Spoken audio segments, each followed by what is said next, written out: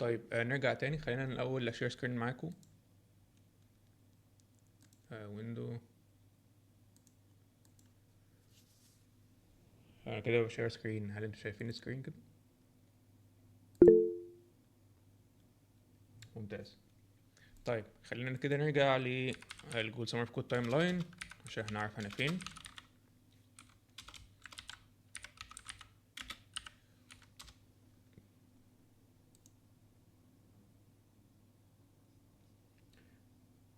احنا النهارده 27. الكونتريبيوشن بدأنا يوم اسمه ايه فين؟ اوكي. الاورجنايزيشن تم الاعلان عنها خلاص. بالنسبه للبروبوزل اديناها مفتوحه لغايه يوم هتبدا من يوم ال 16 مارس لغايه 31 مارس، يعني تقريبا قدامنا ممكن نقول شهر عشان الكونتريبيوشن عشان البروبوزل بشكل عام. بس يفضل ان تخلصوا بدري، تبعت في اول اسبوع هيبقى جميل جدا. بلاش تستنى للاخر وتبعت البروبوزل. طيب زي ما قلت البروبوزل من اهم العوامل. مش هو السبب الوحيد اللي هيخليك تتقبل، لكن هو بيديك فرصة عن حد تاني. ليه؟ لأن البروبوزل نفسه بيفتح زي تشانل مع المنتور. فلو انت افضل واحد وما توصلش مع المنتور، فرصتك في القبول هتبقى قليله. طيب ده بالنسبه للبروبوزل او التايم لاين. انا البروبوزل بتاعي عشان اديكم شويه كونتكست يعني. انا كنت اشتركت في كروم، واحد مميزات كروم في الجزئيه دي ان هم كانوا بيوفروا تمبلت. خلينا نشوف كده. نرجع لجول سمر في كود بالنسبه لكروميوم. لو رحنا الموقع بتاع جول سمر في كود تاني اللي احنا كنا فيه من شويه هنا. رحنا للاركايف عندهم باست بروجرام. رحنا ل 2025 دورنا على كروميوم. رحنا للبروجكتس. لا مش عايز البروجكت، انا عاوز الايدياز. تقريبا بيقفلوا التمبلت اللي انت قصدك عليه هاني بعد ما البروبوزال بيكفي. بتقول ايه؟ تقريبا بيقفلوا الاكسس للتمبلت ده. لا لو انا رحت هنا كده دي واحده. ده البروبوزل بتاعي.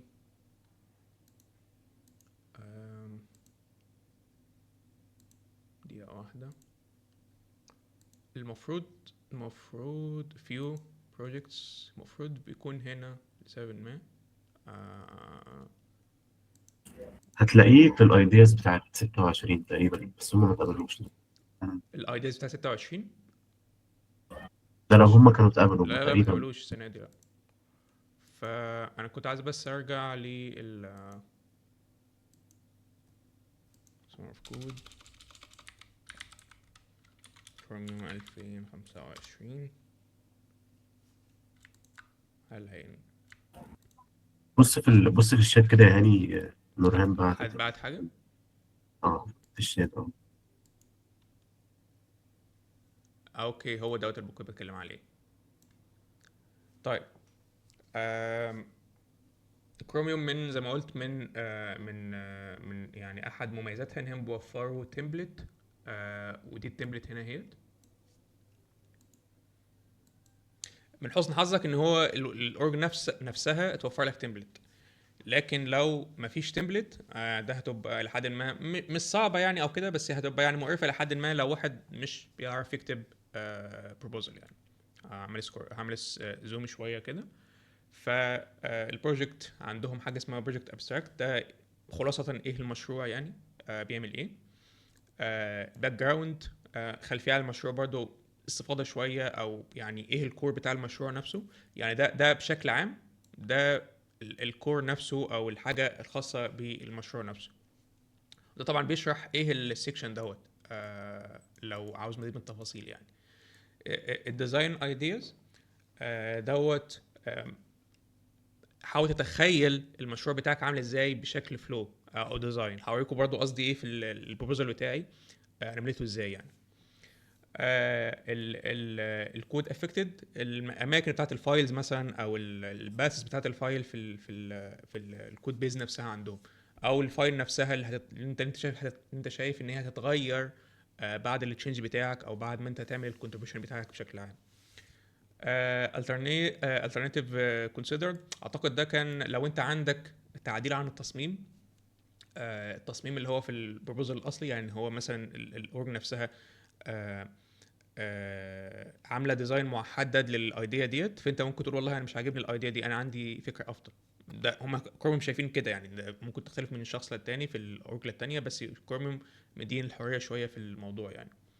related work في بعض الاحيان ان الاورج ممكن تطلب، او الايديا نفسها ممكن تطلب تاسك معينه، فالتاسك ديت هتنحط في الجزئيه دي، هوريها لكم برضو عندي في المشروع يعني. بري بروبوزال وورك اعتقد هي نفس الكلام، مش عارف هم مكررينها ليه يعني، بس لا اعتقد لو في عندك انت حليت باجز معينه خاصه بالمشروع، بتضيف لينكس ليها هنا. اهم حاجه هنا السكادجولز او التايم لاين بتاع المشروع بتاعك، فانت مثلا بتحدد انا مثلا في اول اسبوع هعمل كذا، بعدها باسبوعين هعمل كذا، بعدها 3 اسابيع هعمل كذا، وهكذا. فتايم لاين برضه هوريكم المقابل ليها في البروبوزال بتاعي. الكوميونيكيشن بقول لك يعني ايه وسائل الكوميونيكيشن بتاعتك اللي انت عاوزها، هتكون سلاك، ديسكورد، وهكذا يعني. شوف انت بتحدد ايه.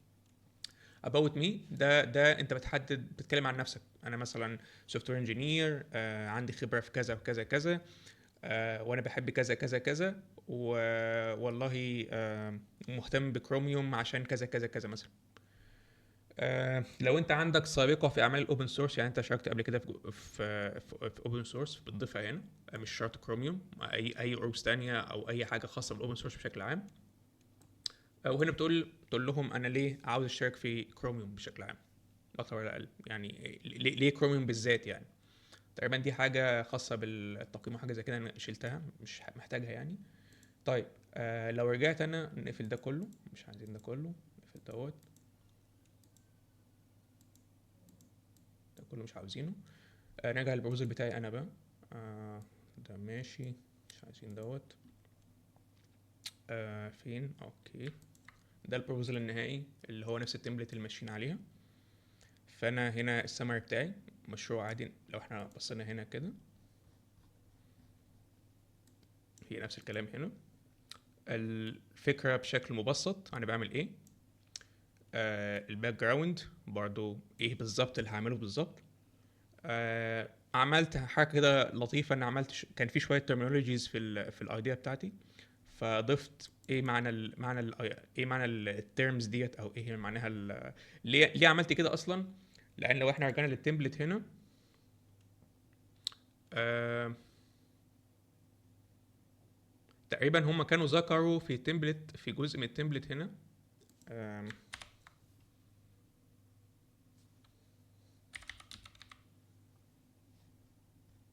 ان يعني فيما خلاصتها يعني، ان حاول تكتب البروبوزل نفسه بطريقه ان اي حد نون تكنيكال يقدر يقراه من غير مشكله يعني مش لازم تضيف لي في تفاصيل تكنيكال جدا بحيث اي حد يقدر يقراه او يقدر يفهمه بسهوله. فانا ليه عامل موضوع الترمينولوجيز دي، مع ان مش لازم يعني، هي موجوده في المشروع نفسه. الديزاين ايديا دي جزئيه مهمه جدا، هتنطلب منك في مشاريع كتير، هيطلبوا منك الديزاين بتاعك اللي تعمل ايه بالظبط. انا بعد فهمي مش عارف انا هي ظاهره عندكم كده ولا لا، بس لو انتم ملاحظين كده انا كتبت الفكره بشكل مبسط جدا في 3 سطور 4 سطور، وده كان التخيل بتاعي اللي انا هعمل ايه بالظبط. دي انا رسمها بايدي، دي مش دايجرام جايبه على الانترنت ولا لا، ده الهاي ليفل اللي انا شايفه للمشروع كهاي ليفل. قد يكون صح قد يكون غلط، بس ده اللي انا كنت شايفه او ده اللي كنت فهمته من المشروع نفسه. مش عاوز يعني، انا عاوز احط بس 100 سطر تحت ان الدايجرامز مهمه يا جماعه. حاول على قد ما تقدر في الديزاين بتاعك تعمل دايجرامز عشان انت تفهم المنتور، وده اصلا حاجه جود ايديا انك تضيف دايجرام، لان ده بيدي انطباع انك فاهم انت بتعمل ايه. فانك تكتب مجرد تكست كده من غير ما تكتب يعني التكست ده بيبقى الفلو بتاعه عامل ازاي، دي ريد فلاج، او دي مش حاجه يعني. لو انا منتور و10 اشخاص عاملين لي بروبوزل، وفي واحد منهم مثلا كلهم بيرفكت، بس في واحد منهم بس عامل مثلا بتاعه الديزاين بتاع الدوكيومنتيشن بتاعه حلو او البروجكت بتاعه حلو حاطط فيه دايجرامز، انا هاخد دايجرامز مباشره. ليه؟ لان الشخص ده فاهم هو بيعمل ايه. لان الدايجرامز دي مستحيل تطلع من شخص هو مش فاهم يعمل ايه. فلو انت حاول كده دايما تحط دايجرامز، ده اللي بحاول اوصله يعني. الكود افكتد دي كانت اماكن الفايلات اللي هي كانت موجوده في البروبوزل. انا نسختها زي ما هي، ما جبتش حاجه يعني اخدت كوبي بيست بالظبط على كان موجود في البروبوزل بتاع المنتور يعني. ده لان مش كنت عارف فين الملفات اصلا. آم، طبعا alternatives considered، قلت لهم انا ما عنديش اي فكره، بس ممكن تظهر بعد فتره يعني من الانتراكشن معاكم يعني، ممكن نلاقي حاجات افضل يعني. فكان بالنسبه لي سبتها فاضيه او ما ضفتش حاجه بالنسبه لي. ده بقى الريليتد ورك او البري بروبوزل ورك. في التاسك بتاعتي او في الايديا بتاعتي في كروميوم، هم ما كانوش طالبين ان احل بج عشان اتقبل في كروميوم. هم كانوا طالبين تاسك معينه. التاسك ديت ان انا استخدم التول اللي هي اسمها، احنا فتحنا كده اللي هي الديف تول، واحنا بالبرفورمانس تول. انا كنت شغال على حاجه اسمها الاي ان بي هنا. بس خلاصة يعني ان انا كنت بقيس او بعمل ميجرنج لاداء او البرفورمانس بتاع بعض الويب سايتس. دي كانت تاسك هم طالبينها. فالتاسك بدل ما اوصل لهم التاسك كده بطريقه كليشيه يعني، ان انا حاولت ان احكي قصه شويه. ده كله التاسك انا بحاول احكي لهم انا عملت ايه، وصلت لايه، وايه كانت المشكله، وايه الروت كوز، وايا يكن يعني. بعد كده عملت الكونكلوجن ان كان في مشكله في الموقع نفسه يعني، وعرفت استخدم التول بشكل عام. ف خلي عندك حاجه على جنب كده، ان مش لازم يكون مطلوب منك تصلح باج عشان تتقبل في الايديا. ممكن يكون مطلوب منك تاسك معين. فمش كل الناس بنطلب منهم ان هم يحلوا باجز او حاجات من كده. ده التايم لاين اللي انا كنت شايفه برضو.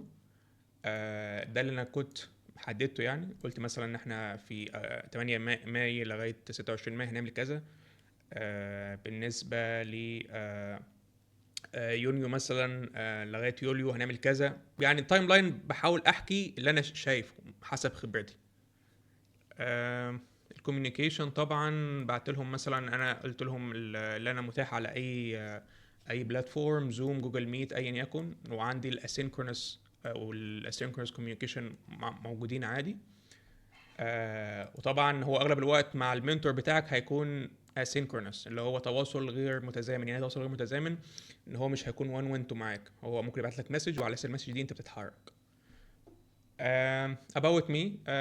في سطرين صغيرين كده انا قلت لهم انا عندي 3 سنين خبره في الفرونت اند، وحابب اتعلم الحاجات يعني الخاصه بالبرفورمانس يعني.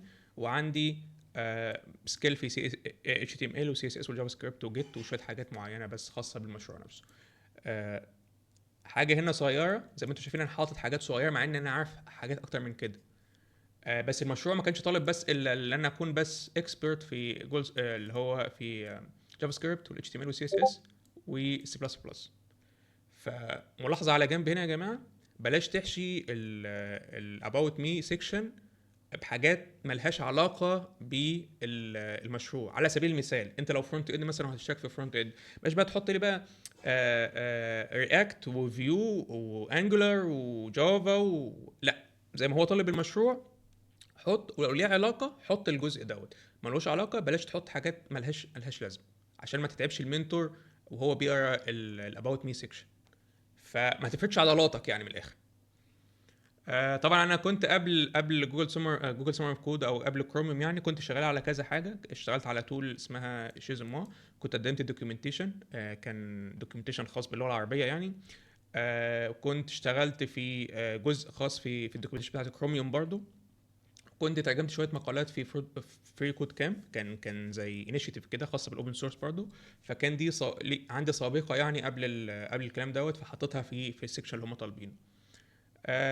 طبعا. وبالنسبه لواي كروميوم انا بس عملت يعني قلت لهم انا مهتم بالموضوع دوت، وعندي شغف في الموضوع دوت، وعايز اتعلم الخ اللي هو الكلام اللي هو الكاجوال المعروف يعني، مش الكاجوال اسف، اللي هو الكليشيه المعروف يعني. بس ده ال البروبوزال بتاعي تنويه بسيط هنا. انا استخدمت الاي اي في الكلام دوت، مش كاتبه كله بايدي يعني. بس استخدمت الاي اي بذكاء شويه، او بحكمه شويه. يعني الحاجات اللي كانت هتطلع دلوقتي قصادكم ديت، انا لو أنا كنت قعدت وقت كنت هطلع نفس الكلام. فتنويه هنا استخدم الاي اي، بس استخدمه بطريقه ذكيه. بلاش تكتب حاجه انت مش فاهمها، اكتب الكلام باسلوبك وخلي الاي اي يماتش نفس النوت التون اسف ونفس الاسلوب. ما تخليهوش يكتب حاجات انت مش فاهمها. ده اللي بحاول اوصله يعني. طيب خلاصة نفهم ايه من موضوع البروبوزل دوت. البروبوزل بكل اختصار هو بيشغل على 3 حاجات بس، 3 كورز المفروض يكونوا موجودين فيه. ايه هو المشروع، وازاي هتعمله، وايه التولز اللي هتحقق الهدف دوت، او التايم لاين اسف ايه المشروع وازاي هتعمله، والوقت المرجح عشان تخلص المشروع. ده ال3 حاجات دول هم اهم حاجه بيميزوا اي بروبوزل يعني. فهو هدف البروبوزل انك تكتب المشروع نفسه. يعني ايه هو المشروع، تتحدث عن المشروع، و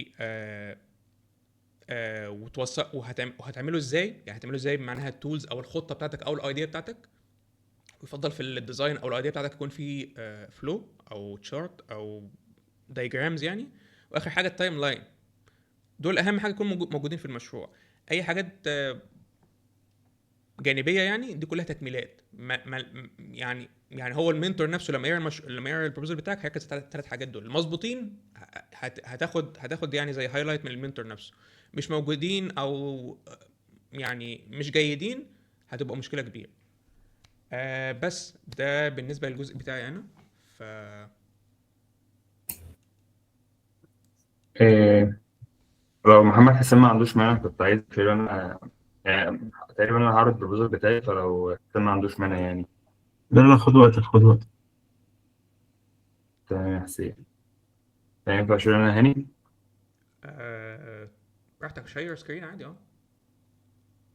اوكي، انا عايز بس اعقب كده على كل كلام هاني، الله ينور يعني كله صح. في كام بوينت بس عايز اقول عليها. فكره الاول بوينت اللي هاني قال عليها بتاع المفروض تبدا البروبوزال بدري، بالذات لو حد اعملوا حسابكم يعني، بالذات للناس اللي هي في كليات او كده، ان الاسبوعين اللي هم هيفتحوا دول عشان البروبوزال في منهم واحد ميد ترم اصلا. يعني انت في واحد هتلاقي نفسك في الميد ترم، واسبوع الميد ترم احنا عارفين كويس ده بيبقى عامل ازاي، فده المفروض تشيله من حساباتك. يعني ممكن تريفيو في حاجه في يوم مش عارف ايه، انما ان انت تعرف تبقى مدي فيه فول تايم، يعني كفايه مشوار الكليه لوحده حتى لو انت فرضا ان انت مش بتذاكر حاجه خالص. فدي بوينت يعني حبيت اقول لكم تاخدوا بالكم منها لانها زعلتني شويه. تاني حاجه بقى، فكره ان في اورج زي مثلا كروميوم بتوفر بروبوزل، بتوفر تمبلت للبروبوزل. ده مش هتلاقيه متوفر قوي، يعني ده مش هتلاقيه متوفر قوي. طب وقتها حلها ايه؟ انا دلوقتي هعرض البروبوزل بتاعي، وهنبقى انا بعت ريسورسز لبروبوزل اكس اكسبتد بروبوزل قبل كده، فتقريبا هتلاقوا في حاجات موجوده مشتركه كتير جدا. يعني لما اوريكم البروبوزل بتاعي هتلاقوا في حاجات تقريبا نفس اللي كانت موجوده عند هاني. فانت من كتر ما انت هتشوف بروبوزلز، وفي الستاندرد بروبوزل من جوجل، يعني جوجل سمر كود اصلا ليها بيج بتديك الستاندرد بروبوزل اصلا ده من جوجل. مش كل الاورجنايزيشنز بتمشي عليه، بس هو هتلاقي في حاجات كومون قوي بين كل الاورجنايزيشنز. طيب الاورج ما بتديلكش تبلو بروبوزل، تعمل ايه؟ اول حاجه يعني قبل ما تشوف الستاندرد بتاع غيرك او بتاع جوجل، او تشوف بروبوزلز الثانيه، تحاول تجيب البروبوزل بتاع الناس اللي كانت اكسبتد عندك في الاورج. دي تبقى اهم حاجه تعملها. لا البروبوزل بتاعي ولا الستاندرد بتاع ولا الستاندرد بتاع كروميوم، البروبوزل بتاع الاورج بتاعتك، الناس اللي اتقبلت في الاورج قبل كده. ده يبقى شغلك الشغل، اهم حاجه تعرف تعملها. طيب ما عرفتش، انت في حاجه برضه عايز اقولها، انت ممكن تكلم الناس وما يرضوش يردوا عليك. يعني في كتير قوي بيبقوا اكسبتد، ناس اتقبلت وممكن ما حدش يرد او كده. فلو حد مر بالموقف ده ممكن يبقى يبعت على سيرفر اكتف كورس، بحيث مثلا لو انا حد لو انا مثلا حد اكسبتد قبل كده ودخلت كلمته، في ناس ممكن ترد عليا، هو مش هيرضى يرد عليك مثلا يعتبرك مثلا حد بوت. فممكن حاجات زي دي. يعني هي حصلت، حد دخل قال لي انا بعت له، قلت له طب ابعت كده احاول اتواصل معاه. فممكن تبقى تبعته مثلا للمنتورز بتاعك ويساعدوك في حاجه زي كده. طيب انت ما عرفتش توصل لاي بروبوزل، خلاص انت في الورست كيس، وزائد ان مفيش الاورج عندك ما ادتلكش اي تمبلت. هتروحوا بقى للبوينت اللي انا قلت لكم عليها، تشوف بروبوزلز كتير وتشوف الستاندرد بتاع جوجل وتحاول بقى ايه تماتش ما بينهم. هو الرفاعي بعت اهو الستاندرد بتاع جوجل اللي انا بقول عليه، وتحاول بقى ايه تماتش ده مع البروبوزلز اللي موجوده على النت على جيت هاب والريبوز وكده، وتحاول تعمل حاجه ايه احسن حاجه منهم. تمام كده. تاني بوينت، فكره ان هاني قال ان انت البروبوزل في اورجانيزيشنز بتقبل ان هي يبقى عندها ريفيو للبروبوزل، زي مثلا الكلام ده كان عندي هاني، الكلام ده ما كانش عندي. في اورجز بتقول لك اعمل بروبوزل وابعته ريفيو، المنتور ريفيو معاك. في اورجانيزيشنز بتقول لك لا ما تبعتليش البروبوزل، مش عايز ريفيو، بيبقوا مثلا عايزين مشغولين، مش عايزين ياخد دماغهم شويه، مش ناس كتير هتبعت لهم. فهم بيبقى الحل بقى في الوقت ده ايه؟ يعني الهدف من الحالتين ان انت تتواصل مع المنتور، سواء ان هم عندهم بيقبلوا ان انت تريفيو معاهم او لا. انت الهدف من كل ده ان انت تكومينيكيت مع المنتور. طيب هو اصلا بيقول لي ان انا ما ينفعش اريفيو البروبوزل معاك، وقتها هعمل ايه؟ وقتها ان انت بتحاول بقى ايه تتكلم معاه بشكل غير مباشر في البروبوزل. بمعنى انا مثلا ما كانش عندي ريفيو البروبوزل، كنت بعمل ايه عايز اكومينيكيت معاه، اروح احاول وانا شغال في البروبوزل اجيب حاجات اتكلم معاه فيها مثلا. والكلام البوينت دي هتاخدنا، طب انا ازاي اصلا هساله في ايه في البروبوزل، انا ازاي اصلا ابروتش البروبوزل اصلا. يعني زي ما هاني قال كده، انت اهم حاجه في البروبوزل بيبقى عباره عن ايه؟ المشروع وهتعمله ازاي والتايم لاين بتاعك. طب انا ايه المشروع دي ابدا فيها ازاي؟ طب هكودنج ازاي بقى، هعمله ازاي اصلا؟ التايم لاين ماشي، ممكن نقول امره سهل في الاخر. طب الحاجتين الاولانيين دول اللي هم هيعتمد عليهم ان انا اتواصل مع المنتور، هابروتش فيهم ازاي؟ هحاول دلوقتي اقول لكم شويه حاجات انا كنت بعملها، هشير سكرين دلوقتي في البروبوزال بتاعي واحاول اوريكم شويه حاجات انا كنت بفكر فيها وبعملها. إيه، خصوصا ان كان الحاجه اللي انا اشوفها دي اول ما كنت اصلا قريت الهيدلاين بتاع المشروع ما كنتش فاهم ايه ده، وهي حاجه الى حد ما كلنا هنبقى عارفينها، يعني مش حاجه اي حد بروجرامنج هيقدر يفهم اللي انا هقوله لكم دلوقتي. واعتقد حتى لو بعيد عن البرمجه شويه ممكن يقدر يفهم برضه، فالموضوع مش هيبقى ايه حاجه ريليتد بتكنولوجيا معينه. فهشير سكرين دلوقتي. السكرين واضحه؟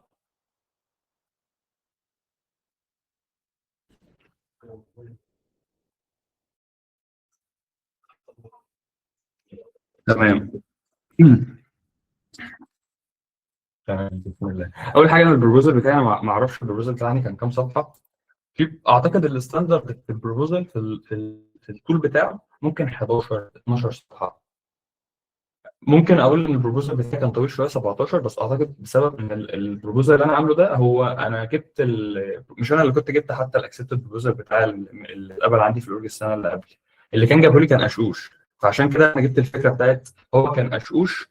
ما كانش اتقبل برضه لما جابه، بس هو كان على تواصل مع الكابتن ده. 8 صفحات يعني، كان 8 صفحات. فانا زي ما بقول لكم انتوا هتلاقيها كلها ايه حوالين ال 10 كده. إيه، الرفاعي كان 7. زي ما بقول لكم هتلاقي اقل شويه واكتر شويه. انا بقول انا معترف ان بتاعي لحد ما كبير، وعايز اقول لكم ان كان في بروبوزلز شفتها اكتر من كده بكتير. يعني شفت بروبوزل 25 صفحه، شفت بروبوزل 30 صفحه، بس ده مش الستاندرد. في 4 وفي حاجات صغيره. حسام بيقول ان هو كان عامل بتاع 15. فزي ما بقول لكم هي مالهاش ستاندرد، وعلى حسب الاورجنايزيشن بتاعتك البروبوزلز بتاعتها كانت عامله ازاي. طيب نكمل في البوينت بقى اللي كنت بقول لكم فيها، انا ابروتش البروبوزال ازاي. طب يعني ايه الحاجات اللي ممكن اقدر اعملها عشان اوصل بيها ان انا اكومينيكيت مع المنتور بيه. إيه، هيبقى بقى الكلام داخل في نفس الوقت مع فكره التمبلت اوف كونتنت. هتلاقوا تقريبا نفس التمبلت التيبل اوف كونتنت بتاع هاني. اول جزء اللي هو المشروع، بعد كده إيه، ازاي هتعمل المشروع، واخيرا التايم لاين. وفي بقى الحاجات اللي في الاخر اللي هي برضه كانت عند هاني، الاباوت يو اللي انت مختار الاورجنايزيشن دي. إيه، تمام. في حاجه بقى انا كنت عاملها الصراحه، دي ما اعتقدش ان انا شفتها في بروبوزلز كتير، بس شفت حد عاملها، وشفت الكابتن اللي كان عندي السنه اللي قبلها كان عاملها. اعتقد ممكن تبقى حركه صايعه شويه وحلوه. لو انت ما عندكش تمبلت وعندك شويه رفاهيه، ممكن شويه سماحيه ممكن تعملها، اللي هي ببساطه ايه؟ ان انا جيت على طول في اول البروبوزال بتاعي كنت عايز ابين لهم ان انا اوريدي موجود معاكم من زمان. انا مش حد مثلا بعت البروبوزال بتاعه امبارح عامله بي اي، لا ده انا موجود من زمان قوي. ده انا المنتور ديتيلز دي كان ببساطه بوضح انا كنت عملت ايه مع المنتورز، اتكلمت معاهم ازاي. قلت ان انا من ساعه ما عملت جوين للاورجنايزيشن دي كنت بخش الويكلي ميتنج بتاعهم، بدسكس على ايشوز، واوريهم اللينك الايشو اللي انا كنت بكومنت عليها. مع العلم ان انا عامل جوين للاورجنايزيشن دي حرفيا يوم 19، اعتبروه يوم 19 اللي هو يوم لما الاورجنايزيشنز اتعملت. فانا ما كنتش مثلا قديم قوي معاهم، بس في نفس الوقت بينت لهم ان انا موجود وان انا بكومينيكيت. فدي كانت تبقى حلوه شفتها، واعتقد ان هي يعني البروبوزال بتاعي كان رانكو على الاورج اللي انا كنت فيها كان رقم واحد. وبرضه نقطه ثانيه، المشروع ده لما نزل هو كان نزل السنه اللي قبلها ما اتقبلش.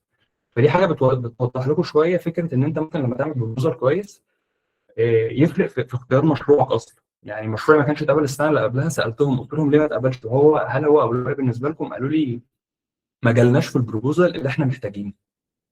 فقلت خلاص انا هحاول ادي في البروبوزال اللي هم عايزينه، بحيث يخلوا المشروع ده يتاخد، وقد كان يعني ده اللي حصل.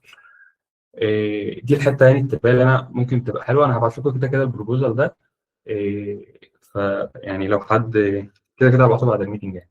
تمام. عرفت منين الرانك؟ بعد التقييم الاورج عندي، هي كل اورج يعني الكلام ده خاص بالاورج عندي، هي اللي بعتت كانت نشرت انونسمنت على كام واحد قدم والرانك بتاعهم ايه. فده كان خاص بالاورج عندي. ممكن الاورجنايزيشن ما تقولكش الستاندرد بتاعتها، يعني ما تقولكش الرانك بتاعها كام. طيب اول حاجه زي ما هاني قال كده، وانا قلت برضه ايه المشروع بتاعك. هتلاقوا تقريبا السكشن ده كان عندي هاني، البروجكت سمري. إيه انا بشوف ان اي مشروع سواء ده او اي مشروع عموما اكيد هيمر في حاجات ثابته قوي، في انيشال ستيت وفي فاينل ستيت وما بينهم. الانيشال ستيت دي هوضحها ببساطه يعني الثلاث مراحل دول هتوضحهم في البروجكت سمري. المشروع بتاعك هو عباره عن ايه، وهتحله ازاي، وهتوصل لايه في الاخر، هتوضحها في البروجكت سمري. انا مشروعي كان عن ايه ببساطه. احنا كلنا بنكتب برمجه وكلنا عارفين يعني ايه مش عارفين. يعني انا المشروع ده اسمه ايه؟ لينتر في كونشيرتو. ممكن اول ما تقرا ما تفهمش ايه ده، بس ببساطه اللينتر ده اللي هو اللينتر موجود في اي لغه برمجه، اللي بيعمل لنا خط تحت اي فاريبل او اللي بيخلينا ندخل البيست براكتس بتاع اي لغه برمجه. كونشيرتو دي اللغه بتاعتهم، لغه البرمجه بتاعتهم. فده ببساطه كان المشروع بتاعي. قلت ان انا هعمل كونفيجربل لينتر في اليوز كذا، والاوت هيبقى على في اس كود او هيبقى في الكوماند لاين. فده ببساطه المشروع بتاعي. وضحت البروجكت سمري بتاعي الانيشال ستيت ايه والفاينل ستيت ايه وما بينهم رولز، وقلت هعمله مثلا 1 2 3. ده كان في البروجكت سمري. الانترودكشن وواي انت مش كروشال دي بقى حته برضه عايز نبدا بقى اللي هو نشوف احنا ممكن نتكلم مع المنتور في ايه. كان السكشن ده عند هاني تقريبا واي انت مش كروشال، او كان اسمه الباك جراوند عند هاني. في اول حاجه انت المفروض يا شباب تفهمها في مشكله في الصوت عندي؟ هو ظابط دلوقتي؟ تقريبا بيقطع شويه كده في النص، بس تقريبا لحد ما يتحسن شويه. خلاص هكمل. ولا في حاجه اقول لي؟ انا بشوف دي اول حاجه ممكن تحاول تابروتش بيها البروبوزال بتاعك. اول فكره الباك جراوند، تحاول تفهم مشروعك ده البيهايند ذا سين بتاعه. يعني مثلا انا مشروعي ده كان عباره عن ان في مشاكل موجوده مشروعي ده هيحلها، او مشروعك هيكون عباره عن ان في فيتشر جديده هتتضاف. فممكن يبقى يعني هيبقى كيس من دول غالبا. فانت هتحاول توضح. هو غالبا النت مش عندي، يعني حاسس ان النت بسبب النت عندي، ولا هو من ساعه ما بدات اتكلم في البوينت دي هو كويس؟ لا، هو مستقر، احنا سامعينك، بس في تقطيع بسيط في اللي هو السياق لغاية دلوقتي واضح، مفيش حاجة يعني عملت، لكن في بس خلاص لاج خلاص شوية. تمام تمام. يعني ان شاء الله يبقى كويس. فانت تحاول تشوف المشروع بتاعك هيقاد ايه، وتفهم البيهايند ذا سين بتاعه. يعني انت شفت اسم المشروع بتاعك اسمه اكس واي، تحاول تفهم اكس واي ده هو هيضيف ايه للاورج عشان تعرف بعد كده تابروتش المشروع. فدي اول حاجه انا بشوف ان انت لازم تفهمها. تفهم المشروع بتاعك ده ايه الكرنت سيتويشن من غيره، إيه اللي بيحصل من غيره، عشان تحاول تفهم الاد فاليو اللي المشروع بتاعك ده هيضيفها. فهمت الريليتد دي او دي الانيشال ستيب بتاع البروبوزال وبتاع المشروع. وانت بتفهم الكلام ده يعني بالتوازي معاه تبقى بتاخد نوتس عليه، او بتصبه على طول في التمبلت بتاع البروبوزال اللي انت عملته. خدوا بالكم انت اول حاجه هتعملها في البروبوزال او تبقى عباره عن هيدلاين. يعني انت اول حاجه بترسم الهيدلاينز بتاعتك، تحط التيبل اوف كونتنت. غالبا في حاجات هتتغير، بس تحط التيبل اوف كونتنت الاول، بعد كده بقى تبدا تعرف هتكتب تحتها. وانت بقى ماشي زي ما قلت لكم تاخد نوتس على اي حاجه، اي سيكشن هتفهمه تاخد نوتس عليه، علشان لما تيجي تمبلمنت البروبوزال تاخد من النوتس دي، او لو انت بتمبلمنت على طول تبقى بتصب الكلام ده في البروبوزل. فدي اول انا بشوف دي الانيشال ستيب، تفهم البوينت سيم بتاع المشروع، تفهم هو هيفكس ايشو، طب ايه الايشو اللي موجوده، وتحاول توضح ده في البروبوزل. انا حاولت اوضح لهم هنا ليه المشروع بتاعي مهم، لان الكود دلوقتي من غير الانتر ده في شويه حاجات امبيجيوس، في حاجات مش واضحه، في مشاكل، ممكن في حاجات مش بيست براكتس. الكود عندي مثلا مش بيستخدمه الناس بروجرامرز كلهم، فلازم يبقى في ستاندرد رول كده الاورجنايزيشن كله بيفولو عليها علشان الناس ايه الكود يبقى واضح. تمام. فدي حرفيا السكشن الاولاني ده يعتبر اللي هو الباك جراوند اللي كان عند هاني برضه، حاول توضح فيه زي ما قلت لكم الانترودكشن والانتر سوليوشن وكي جوز، دي وضحت فيها الباك جراوند وايه اللي انا هوصله. خش بقى على تاني حاجه، طب ازاي المشروع هتعمله؟ دي اعتقد ان السكشن التاني ده اللي هو بيفرق في البروبوزال، ازاي المشروع بتاعك هيتعمل. ده اللي اعتقد خلى البروبوزال بتاعي ممكن طويل شويه، وخلى بتاع هاني ممكن مش اكبر حاجه. ده اللي هتلاقوه بيفرق في البروبوزال قوي. ملحوظه، انا التكنولوجيا اللي انا عملت بيها المشروع ده ما كنتش عارفها، يعني ما كنتش لسه اخدت جافا سكريبت، ما كنتش شغال باك اند اصلا بجافا، كنت شغال بحاجه ثانيه. بس انا كنت عارف كده، كنت عارف ان انا مش مهم التكنولوجي، انا مهم بس هابروتش المشروع، هامبلمنت المشروع ازاي، ده اوضحه في البروبوزل. طب الكود وكده عارف ان انا هتعلمه وانا شغال، او في فترات ما كده، يعني في فتره بعد ما الاورجنايزيشنز او ما البروبوزلز بتتقبل بيبقى في شهر اسمها كوميونتي بيريود، دي ممكن تتعلم فيها. لو مش هتكفي ممكن بتعمل اكستند للمشروع، الوقت انت 3 شهور شغال ممكن تكستند الوقت ده، تطلب وقت ان انت تتعلم التكنولوجي بتاعتك. فانا ما كنتش شايل هم الموضوع ده، انا كنت بس كل اللي عايز اعرفه انا هنفذ ازاي المشروع ازاي هعمله. انا عرفت خلاص المشروع، عملت البروجكت سمري، وعرفت المشروع المشروع بتاعي ايه، ايه المشاكل اللي موجوده دلوقتي من غيره. دخلت بقى طب انا ازاي هعمل المشروع باكتر شكل هاي ليفل. هتحاول تشتغل على الموضوع ده، هتحاول يعني تبدا باول حاجه شكل هاي ليفل خالص، المشروع بتاعك ده ممكن يتنفذ ازاي. حاول تكومينيكيت مع اي ال ام، اي حاجه توضح لك الحاجات المشاريع اللي زي المشروع بتاعك ده اتعملت ازاي. دي حاجه يعني نادر قوي لما تلاقي في مشاريع كتير دلوقتي اكيد اتعمل زيها او حاجات قريبه منها، اكيد مش هيبقى نفس كل حاجه، بس يوضح لك الايه الاركتكتشر بتاع المشروع ده هيمشي ازاي. وبالمناسبه دي مش حاجه صعبه او حاجه اللي هي محتاجه حد سينيور او كده، لا خالص. انا كنت في سنه ثانيه قسم السنه اللي فاتت لما عملت الكلام ده، واعتقد هو كان يعني قبلها كنت اشتغلت على مشاريع كونسول وحاجات من دي، الموضوع مشابه بس بسكيل اكبر شويه، بس في نفس الفكره. انت هتحاول تديزاين شكل المشروع وتعرف المشروع ده هتكون فيه ازاي او كده. مش هحاول اوضح لكم ديتيلز هنا عشان هي حاجات خاصه شويه بالفكره الامبلمنتيشن بتاع المشروع، بس ابسط حاجه مثلا في الاول انا هحط المشروع فين، هل المشروع ده هيكون ليه ريبو لوحده ولا هضيفه في ريبو في الاورجنايزيشن دي ده سيتويشن وده سيتويشن. المشروع بتاعي مثلا كان هيبقى عباره عن ريبو موجود هضيف فيه هضيف فيه البروجكت بتاعي. نفس البوينت اللي هاني قال عليها الفلوت شارتس، انتوا هتشوفوا دلوقتي فلوت شارتس كتير وانا ماشي، دي اعتقد من اكتر الحاجات اللي خلت البروجكت بتاعي شكله حلو. يعني انت اعتقد انتوا ممكن مش فاهمين اللي موجود، بس البروجكت شكله حلو في فلوت شارتس، مش اي كلام مكتوب فيها. كلام يعني ممكن تبقى شكلها حلو بس فيها اي كلام، بس هي مهمه قوي، بتوضح للناس ان انت فاهم، وبتبقى اسهل عليها ان هي تتقرا. يعني بدل ما تقعد تكتب باراجراف، يعني الكلام ده مثلا عشان اكتب باراجراف اقعد اكتبه في 10 سطور، ببساطه قوي لما هتبص هنا هتفهم ان الباكج بتاعتي هتكون مثلا فانكشنز من باكجز ثانيه، والفانكشن اسمها ايه؟ اعمل فلوت شارت منين؟ الفلوت شارت دي كنت بعملها على اسمه الفلوت شارت تقريبا، ولا انا اكزاكتلي مش عارف انا بنطق صح ولا لا، اسمه اكزاكتلي شارت. اكيد حد فيكم عارفه، ممكن يكتب اسمه في الشات او هبقى ابعته. فلوت شارت، بالظبط فلوت اكزاكتلي شارت، جروب. فلوت شارت. انت بتتكلم على الرسم دوت بيطلع عن ايه؟ اي تول انا اه بس الديزاينز دي يعني الشكل ده اه او الشكل ده، يعني الاشكال دي اكزاكتلي جروب اللي بتطلع الشكل الصغير تعملها ويبقى شكلها اسكالدر حلو. ده مشهور، تمام، اللي بعتوه في الشات. اه يبقى انا اه هو ده. إيه، فبالظبط هو الفلوت شارت دي، الموقع ده كان جامد وبيخلي الفلوت شارت شكلها حلو قوي ومريحه للعين يعني. فدي تاني بوينت اللي احنا بنتكلم فيها، اللي هو ازاي تعمل مشروع. زي ما قلت لكم تحاول ابسط حاجه تعرف المشروع بتاعك ده هيتضاف ازاي، هيبقى ريبو لوحده ولا هيبقى باكج هتضاف على ريبو موجود، حاول توضح ده. إيه لو في مثلا إيه اي فانكشن هتعمل لها او اي بي اي مثلا هتستخدمها من حاجه جوه المشروع، توضح ده. انا المشروع بتاعي مثلا كان هيستخدم فانكشنز من حاجات موجوده، بوضح ده. تاني حاجه دي بوينت بقى اللي انا هقول لكم عليها، دي بشوف ان هي حاجه حلوه قوي ممكن تتكلم فيها مع البنك، الا وهي ايه؟ ممكن المشروع بتاعك يبقى هيستخدم مثلا فريم ورك او لايبرري، هيستخدم تول مثلا اوت سورس من بره المشروع، من بره الريبو كلها. يقول لك مثلا احنا هنimplement دي بحاجه اسمها سبيكترا، خلينا نسميها اكس.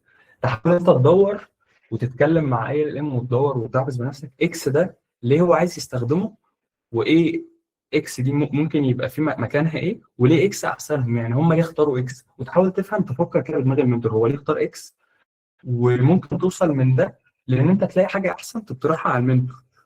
ولو ما وصلتش لده كان هو فعلا احسن اختيار، ده هيفهمك اكتر وهيخليك قادر ان انت وانت بتتكلم مع المنتور تبقى فاهم. وحتى لو اقترحت له وكان اقتراحك هو الاحسن الاصح، بس في حاجه مثلا ممكن هو هو من منظوره هو في حاجات تانية انت مش شايفها، هو يوضحها لك، تلاقي نفسك بتفهم اكتر، وفي النهايه انت بتوصل اللي انت بتكومينيكيت مع المنتور. فاهمين قصدي؟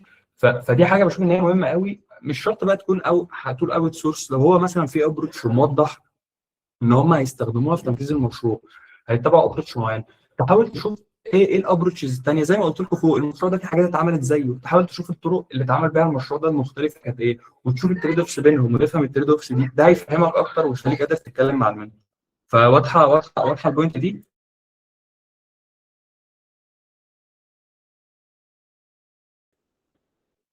تمام الشباب عامله لايكس.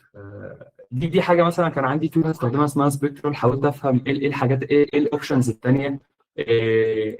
وضحت له هنا ان الابروش دي هتوفر وقت بسبب حاجه معينه، ان هي هتسيف في الديفلوبمنت تايم، ووضحت له الكلام ده. وحاولت اوضح هنا التول دي هتشتغل ازاي ب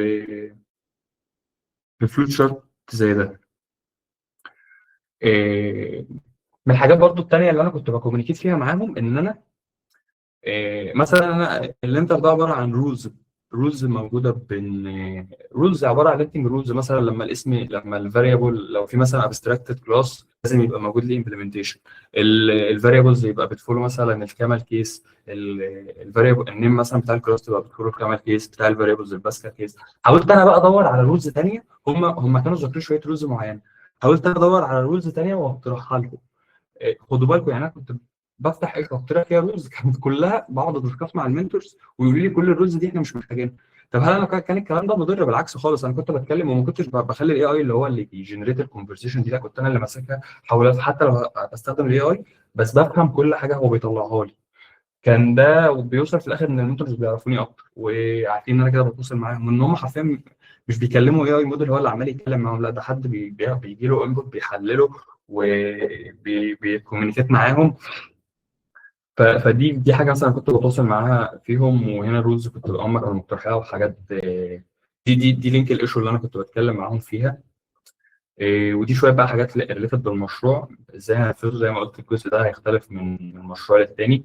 وفي الاخر خالص الفاينل ستيت بقى بتاعتكم، احنا دخلنا في الانيشال ستيت وازاي تنفذ المشروع بتاعك. الاوتبوت الاخير بشكل عامل ازاي. انا مثلا عندي كان الاوتبوت هيبقى اما في كوماند لاين او على في اس كود، وضحت ده بفلوت شارت. بدل ما اقعد اتكلم زي ما بقول لكم تقعد تتكلم تقعد تكتب في باراجراف، لا استخدم فلوت شارت زي دي. حرفيا هو كان فلوت شارت بس. إيه بس نخش بقى دي بقى شويه حاجات. ما اعتقدش ان الكلام ده ما كانش عند هاني، وهو ما اعتقدش ان هو كان مهم عندي قوي، يعني اللي هو زي التستنج والدوكيومنتيشن مش مهم قوي يعني. نخش على التايم لاين. يعني اتمنى اكون ساعدتكم على قد ما اقدر في فكره ازاي ابروتش المشروع، لان دي اكتر حاجه اعتقد ممكن كتير قوي منكم هو شايف ايش من المشروع قدامه دلوقتي و... ومش عارف. انت شايف اسم المشروع مش عارف ده ايه عباره عن ايه. يعني انت شايف لينتر فور كونشيرتو زي ما بقول لكم ده عباره عن ايه. ده ممكن يكون في حد كتير منكم مر بالموضوع ده او هو فيه. ممكن ابقى غلطان، لكن لو انا غلطان حد يقول لي. ف... فاتمنى اكون حاولت كده اديك شويه ازاي تابروتش المشروع بتاعك، تحاول تفهم شويه حاجات منه. إيه... البيهايند ذا سين بتاعته مهمه، الابروتشز الثانيه التريد اوفس بينهم دي حاجات هتفهمك اكتر. دور يعني اسم المشروع اهم حاجه تبقى فاهم اسم المشروع بتاعك ده، كل كي فيه كل وورد فيه تبقى فاهمها. يعني لو في حرف جر ينفع تفهمه افهم فور، يعني روح افهم فور دي بتتكلم في ايه، تبقى ده هيساعدك ان انت تفهم المشروع. ما تسيبش كلمه ما تفهمهاش، ده هيساعدك ان انت تابروتش المشروع. بتكلم في الهاي ليفل. بعد كده مش شرط تبقى فاهم الان ديبث الحاجات هتتنفذ ازاي. يعني انا فوق ده انتوا مش هتلاقيني كتبت ولا سطر كود، حرفيا ما فيش ولا سطر كود. ده اوتبوت في السيل في الكوماند لاين، يعني ما كتبتش ولا سطر كود حرفيا. لو حد شاف سطر كود يقول لي دي مش، ده مش سطر كود، دي حاجه من فريم ورك. فانا ما دخلتش ان ديتيلز، وفي حاجات كنت متخيلها بشكل ما فعلي لما جينا امبلمنت الكلام اختلف. فانت مش لازم تخش ان تشوف بس حاجه من الهاي ليفل هيبقى شكلها عامل ازاي. إيه، اعتقد يعني اتمنى اكون عملتها باحسن شكل فكره المشروع دي. لسه اكيد هيبقى في عندكم شويه اسئله فيها والكلام ده. طب المشروع برضه مش فاهم المشروع غير المشروع، طب هيابروتش فيه ازاي؟ نحاول مع بعض وتحاولوا تسالوا في البوينت دي واعتقد حبه بحبه هتلاقوا نفسكم بتفهموا اكتر. رفاعي بيقول ان هو كتب كود كتير. اي ثينك بص ابرش ممكن في بروبوزلز يبقى فيها كود سنيبتس، بس خليها كود سنيبتس بسيطه على قد ما تقدر، يعني ما تخليش فيه كود كتير قوي. وعلى حسب برضه انت ممكن الاورجنايزيشن عندك غير عندي.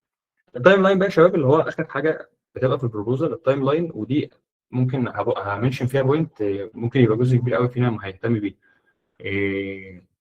احنا الكودنج بيريود، احنا الاكسبتد بروبوزلز بيتعملوا، مش عارف، مش حافظ التايم لاين، بس هي بتتعلم في فتره ما في شهر 5. وبيبقى في شهر بعدها، بعد لما انت بتتقبل بيبقى في فتره اسمها الكوميونتي بيريود. الكوميونتي بيريود دي بتبقى عباره عن ايه؟ فتره ما فيهاش كودنج، بس الهدف منها ان انت بقى تتواصل مع المنتور، تراجعوا البروبوزل تاني.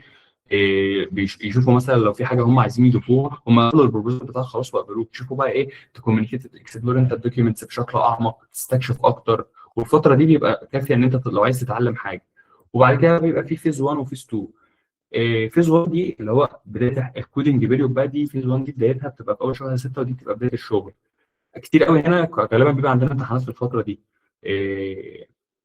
فحاجه زي دي انت بتمثلها في البروبوزل، بتمنشن بقى ليها اشكال كتيره. انا هنا مثلا لما خلصت فيز 1 وفيز 2 وعملت التايم لاين وبتاع، منشنت هنا بنوت في الاخر ان انا في الفتره اللي هي اول اسبوعين في الكوميونتي بيريود دول هبقى عندي امتحانات. فانا هكمبنسيت ده بان انا هشتغل شويه في فتره الكودنج الكوميونتي بيريود اللي هي قبل الكودنج بيريود. وفي اول بعد لما هرجع هدبل الويكلي اورز بتاعتي. فدي حاجه انت بتمنشنها عادي وما بيبقاش عندهم مشكله فيها. لو حد عنده امتحانات او كده في اول الكودنج بيريود مش هيبقى فاضي، بيمنشن ده والناس بتبقى متقبله الموضوع ده. ف دي بوينت يعني حبيت انوه عليه. بعد كده بقى سيكشن، اعتقد السيكشن ده والسيكشن ده دول اللي هتلاقيهم في كل البروبوزل، اللي هو الكونتريبيوشن بتاعتك مع الاورجنايزيشن بتاعتك. انا ما كنتش عملت الا ميرج بي ار واحده. وهنا برضه عايز اقول بوينت ثانيه، ممكن كان في ناس بتسالني هو انا المفروض انت ابدا في البروبوزل؟ يعني انا لسه مثلا هل المفروض ابدا النهارده، ابدا امبارح، ابدا كمان يومين؟ انا بشوف لو حد من الشباب برضه مختلف معايا، لو انت قادر تبدا النهارده عملت على الاقل كونتريبيوشن او اتنين بي ار ميرج بي ار، وفي نفس الوقت انت بتكومينيكيت مع المنتورز وبتكومنت على الكوميونيكيشن تشانلز، انا شايف ان انت تبدا بالبروبوزال النهارده لو تعرف. يعني لو انت عملت الحاجات دي، في حاجات هتفضل مكفيه. يعني انت هتفضل تكومينيكيت مع المنتور حتى وانت بتعمل بروبوزال، وهتفضل تخش الميتنج لو هم عندهم ويكلي ميتنج. بس البروبوزال تبدا فيه وتعمل ده بالتوازي. الكونتريبيوشن بقى اللي هي كودنج، اللي هي مثلا تفتح ايشو او تعمل ميرج بي ار، شايف ان انت لو عملت واحده او اتنين دلوقتي او اكتر بقى خلاص فتمام، تبدا في البروبوزال النهارده او بكره.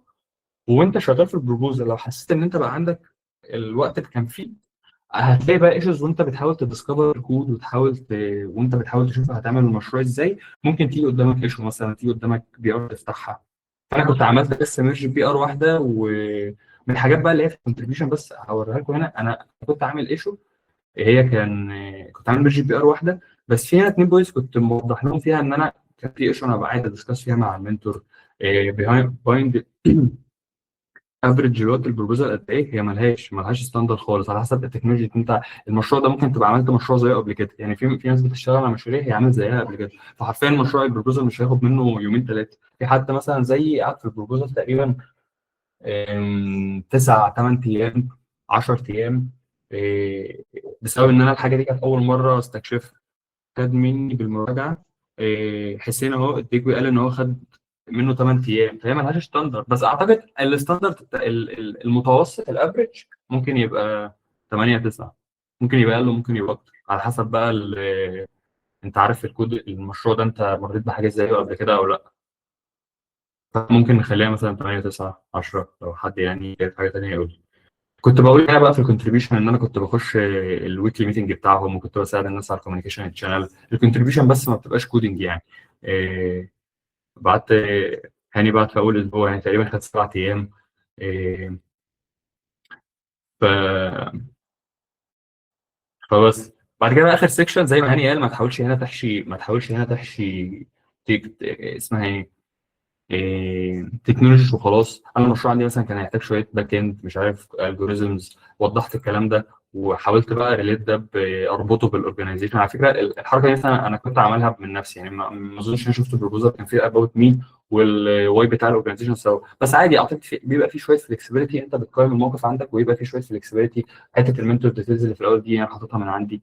بتحاول انت ايه يبقى في شويه كريتيفيتي من عندك، مش قوي في سيكشن مثلا ولا حاجه. فهنا حاولت الينك الاثنين ببعض. ليه؟ لان انا مهتم بالاورجنايزيشن، بالتكنولوجيز اللي عندي.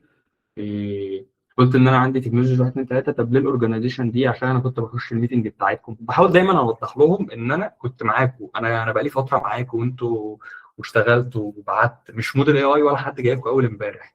بس إيه، ده البروبوزال بتاعي. يعني اتمنى اكون في بتاع اقدر. إيه، بعتذر لو في شغاله كده او حاجه، بس كنت بايظ. لو في حاجه مبهمه هنا صدقوني بجد، لو في حد مش فاهم اي حاجه في البروبوزال ده، انت لو قعدت معاك ساعتين ثلاثه تفهمه. واي بروبوزال في الدنيا لو قعدت حد اللي عامله قعد معاك فيه ساعتين ثلاثه تفهمه. بس عمرك ما هتبص على البروبوزال وتفهمه من اول مره، لان البروبوزال ده في واحد تاني قاعد شغال عليه اسبوع 10 ايام. فانت مستحيل تفهمه في نظره. فمحدش يبقى خايف من البوينت دي. محدش يبقى خايف ان هو لما يشوف بروبوزال انا مش فاهم البروبوزال، طب انا هعمله ازاي؟ انا اول بروبوزال شفته في حياتي كان بروبوزال عبد الله بتاع خلاص تمام. إيه، فتمام كده. اول بروبوزال شفته زي ما قلت كان بتاع عبد الله، وما كنتش فاهم فيه اي حاجه. بس لما حاولت بقى اشوف وابص عليه فهمت اكتر. ف... فانا اعتقد انا تمام كده خلصت الجزء بتاعي. إيه... بس لو حد هخلي اسئله في الاخر، وتمام كده حسين يخش.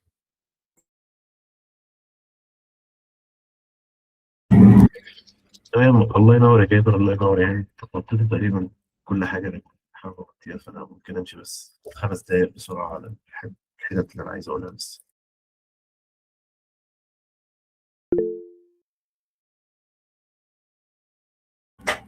اتفضل اتفضل يا جابر.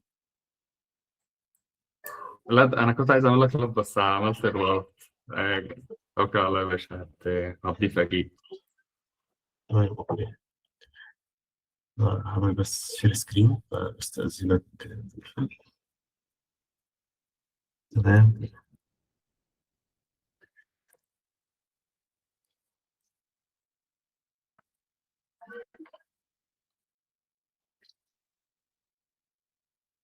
شايفين السكرين بتاعتي كده؟ تمام زي الفل. وانا بس الحته اللي الشباب ما اتكلموش فيها اللي انا لاحظتها يعني، وانا بتفرج لاحظتها ان هم كانوا بيتكلموا عن البروبوزل بس ما حدش فيهم اتكلم على الفكره نفسها يعني. دي اللي هاخد فيها 5 دقائق تحديدا بس. دي كانت الفكره اللي انا اتقابلت فيها السنه اللي فاتت. فكان الموضوع جديد عليا تماما، زي ما اعتقد هو مع نسبه كويسه منكم. الفكره نفسها او المشروع هو عملش حاجه زي ما قبل كده.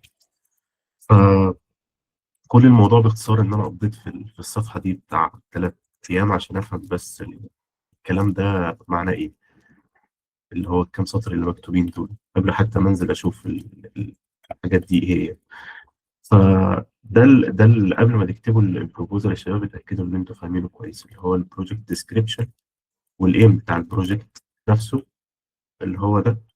بعد ما تاكدوا ان انتوا فاهمينهم كويس هتبداوا تبصوا على دول بقى. دول الحاجات اللي متوقع ان المنتور يبقى مطلوب او متوقع ان هو يلاقيها في البروبوزال.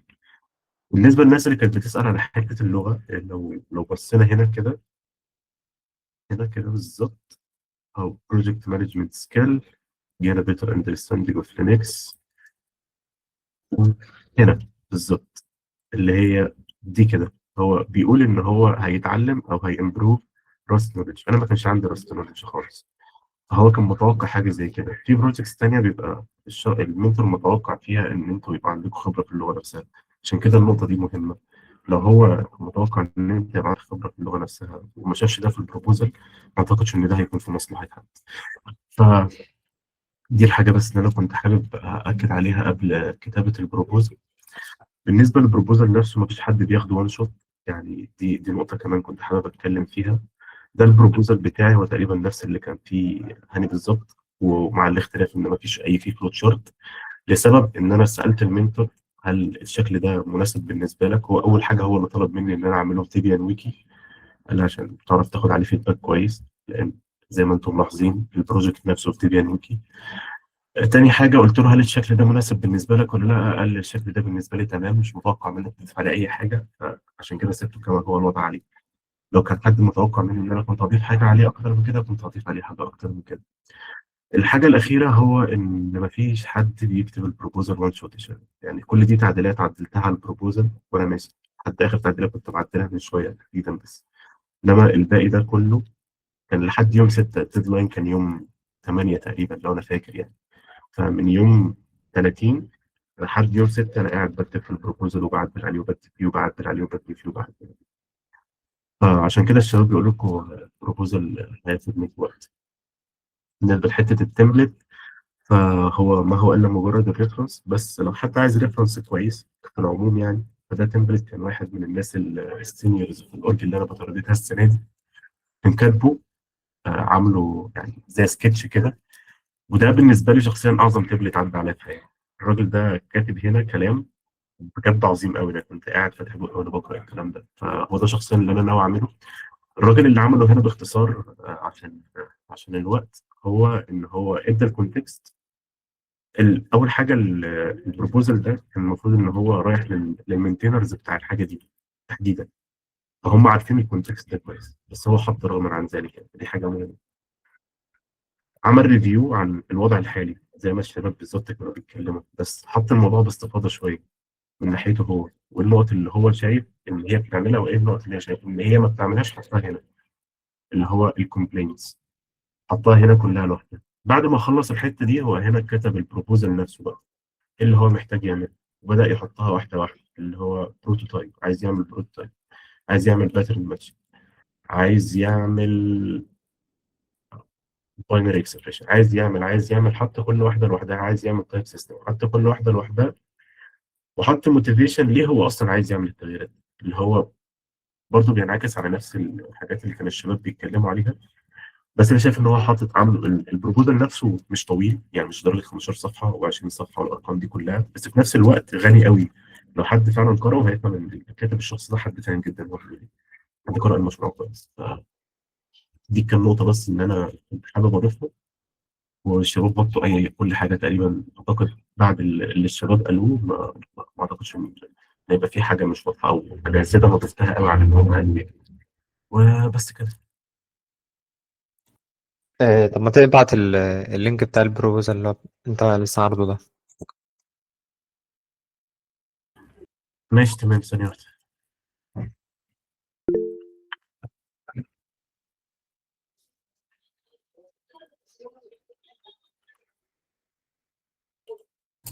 آه، الكلام اللي حسين قاله ده اللي هو فكره البروبوزال هنقعد تكتب وترجع تبص عليه، ده اتفق 100%. انت لما هتكتب البروبوزال مثلا، شوف انت لو خلصت البروبوزال مثلا في السبع ايام الجايين، انت عندك بقى بعدهم اسبوعين ثلاثه لحد لما ال- التقديم يفتح. انت بتريفيو، كل لما هتريفيو اكتر هتلاقي نفسك بتعمل الحاجه بشكل احسن. وفي حاجه برضو ان انت لما بتسبمت، يعني انت البروبوزال بيفتح اسبوعين ان انت تقدم، لما بتسبمت عادي ان انت تedit في السبمشن ده. يعني انت عادي ان انت لما ترفع البروبوزال ترجع تedit فيه وترفعه من تاني، فده عادي جدا وان بيحصل. فانت ممكن ترفع البروبوزال اول ما التقديم يفتح في اول يوم، وتقعد تريفيو مثلا في ال 14 يوم اللي بعدهم، والفاينل سبمشن بتاعك يبقى اخر يوم، بس انت اوريدي رافعه وبتقعد تابديت فيه ريفيو فيه. فدي حاجه عاديه يعني بتحصل. وزي ما بقول لكم كده، كل ما تخلص بدري هتلاقي نفسك بتريفيو اكتر وبتحسن اكتر وهكذا يعني.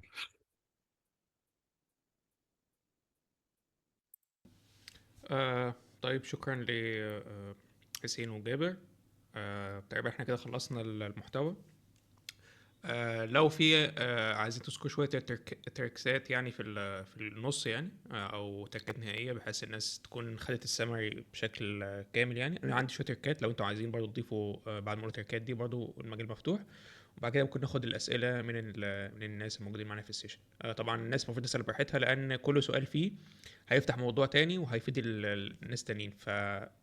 بلاش تقللوا من السؤال نفسه، لان مفيش سؤال غبي زي ما قلنا. كل سؤال هيفتح يعني مسارات تانية او حاجات تانية مش وضحت في الحاجات اللي احنا ذكرناها انا وحسين وجابر.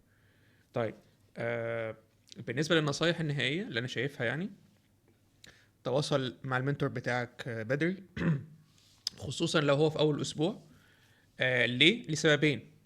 اولا اللي بيسموه اللي هو انت كده عملت هوك للمنتور بتاعك، ان انت اول واحد تواصلت معاه. وتقريبا لو انا فهمت المنتور بتاعي صح، هو كان بيقول ان احد اسباب قبولك يعني انك تواصلت معايا بدري، او انت اول ناس اتواصلت معايا في موضوع المشروع يعني. حاجة تانية، لو انت استنيت، يعني ده اول حاجة، انك بتجذب انتباه المنتور نفسه ليك شخصيا.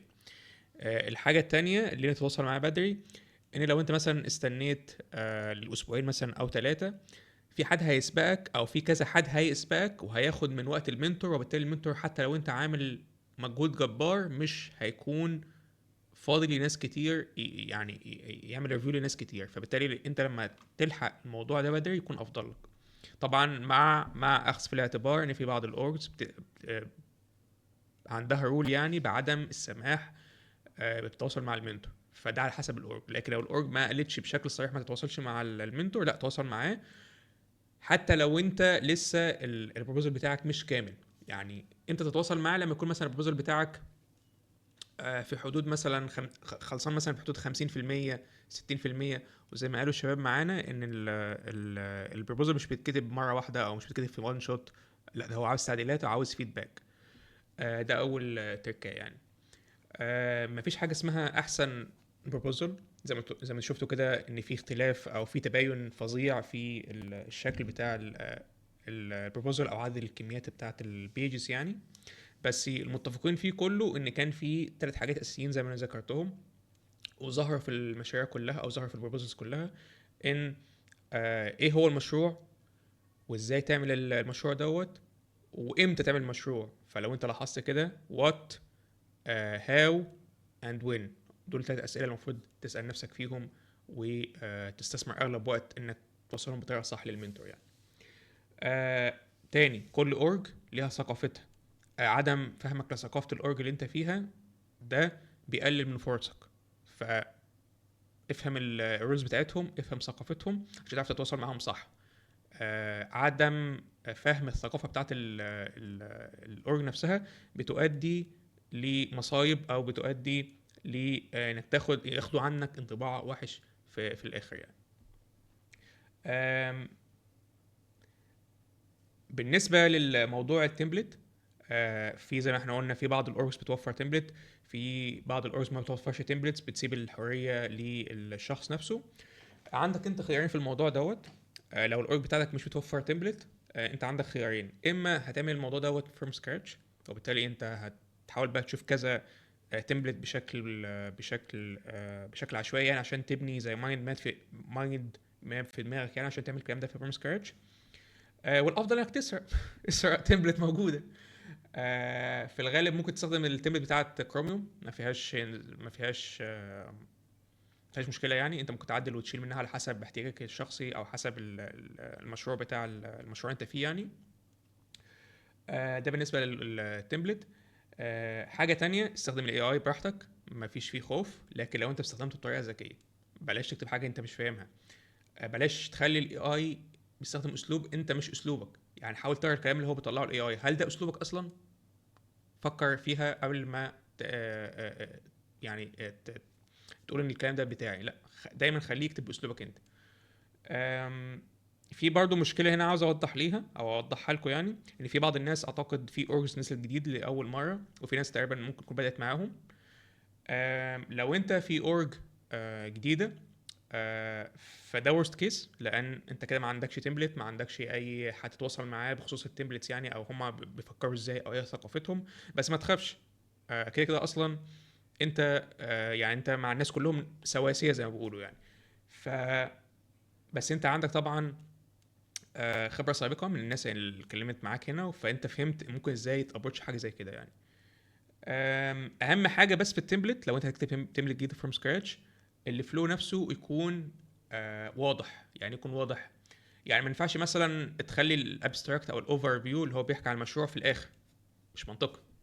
او تخلي الديزاين مثلا في الاول خالص، في اول سيكشن مش منطقي برضه. فحاول كده تتخيل الموضوع، او كانك بتقرا مثلا حاجه بشكل سلس. يعني الفيو اللي اسمه دوت الاوفر فيو، بعد كده الديزاين، بعد كده التايم لاين، بعد كده ممكن اباوت مي، على حسب الشكل. بس اهم حاجه وانت بتقرا الفلو يكون تحس ان هو واضح وصريح. بس ده كل التيبس اللي عندي او التريكس بشكل عام. يعني لو الجماعه عايزين يضيفوا حاجه انا بتفضل.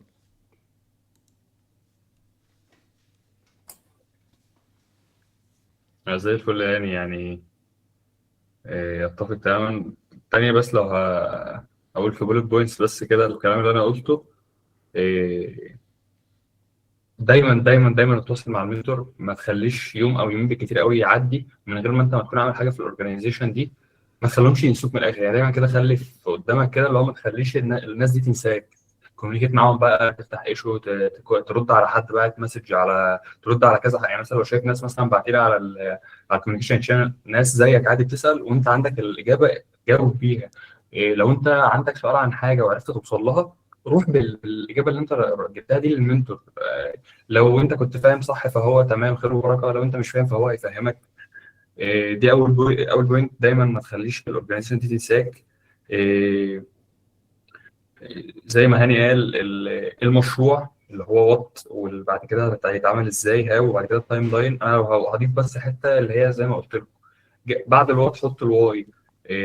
ابدا بالمشروع بان انت تفهم المشروع بتاعك، ليه الواي بتاعته، ليه ايه الكرنت سيتويشن من غيره. ده هيساعدك ان انت تفهم، وبعد كده بقى تخش في الهاو. الهاو اعتقد زي ما هاني قال، انا بشوف دايما انت تستخدم الاي دايما، وفي نفس الوقت ما تستخدموش خالص. إيه، يعني ايه يعني؟ دايما اساله هيجاوبك، هو اكيد عنده ريسورسز لحاجات زي اللي انت هتعملها. بس افهم كل حاجه، افهم كل كلمه منه.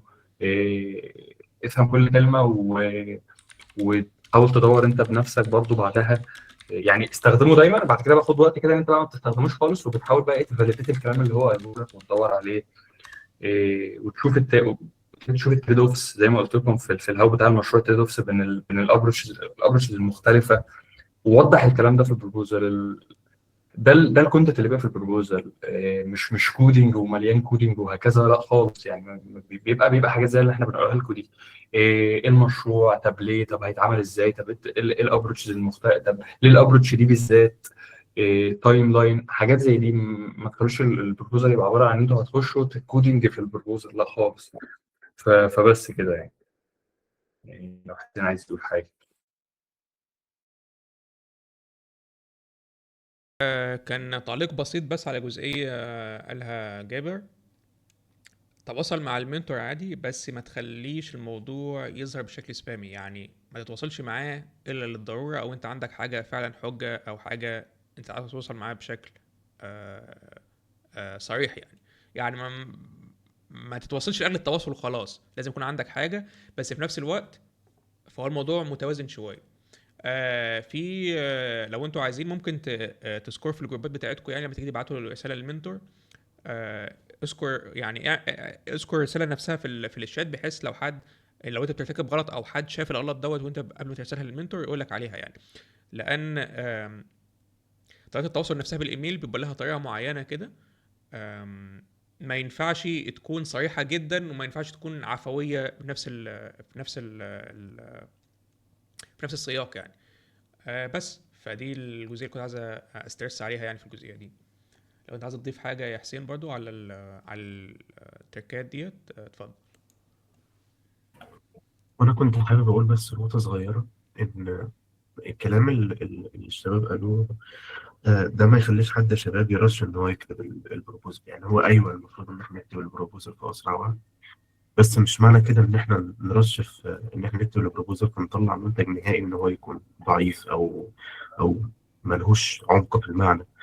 يعني انا مش عايز اضرب مثال بحد انا شفته احتراما ليه يعني، بس حد من الشباب عندي كتب بروبوزل. مجرد ما الفكره نزلت كتب بروبوزل بعدها 3 ايام مثلا. يعني عمل كده في حالته هو لان هو كان فاهم المشروع وعمل حاجه زي كده عليه. انما الشخص اللي كتب بروبوزل عندي ده كتب بروبوزال لما قرأته وأنا بقرأه حاليا دلوقتي، هو البروبوزال سطحي قوي. المنتور نفسه رجع رد برسالة قال الايشو اللي مبني عليها البروبوزال ده كله ما ينفعش اصلا، الحاجه مش مضمونه ان هي دي الحاجه اللي هتتعمل ولا لا. فعشان هو استعجل في موضوع البروبوزال فممكن تتاخد بينالتي عليه ان هو كتب بروبوزال عميق او استعجل في حته موضوع البروبوزال دي. فمش معنى ان الشباب قالوا ان انت تكتب البروبوزال في اسرع وقت ان احنا نعمل حاجه مش جودتها مش احسن حاجه. وايوه نكتبه في اسرع وقت بس لما نكون متاكدين ان احنا فاهمين الفكره نفسها كويس عشان ما يتاخدش بينالتي علينا في حاجه زي كده بس.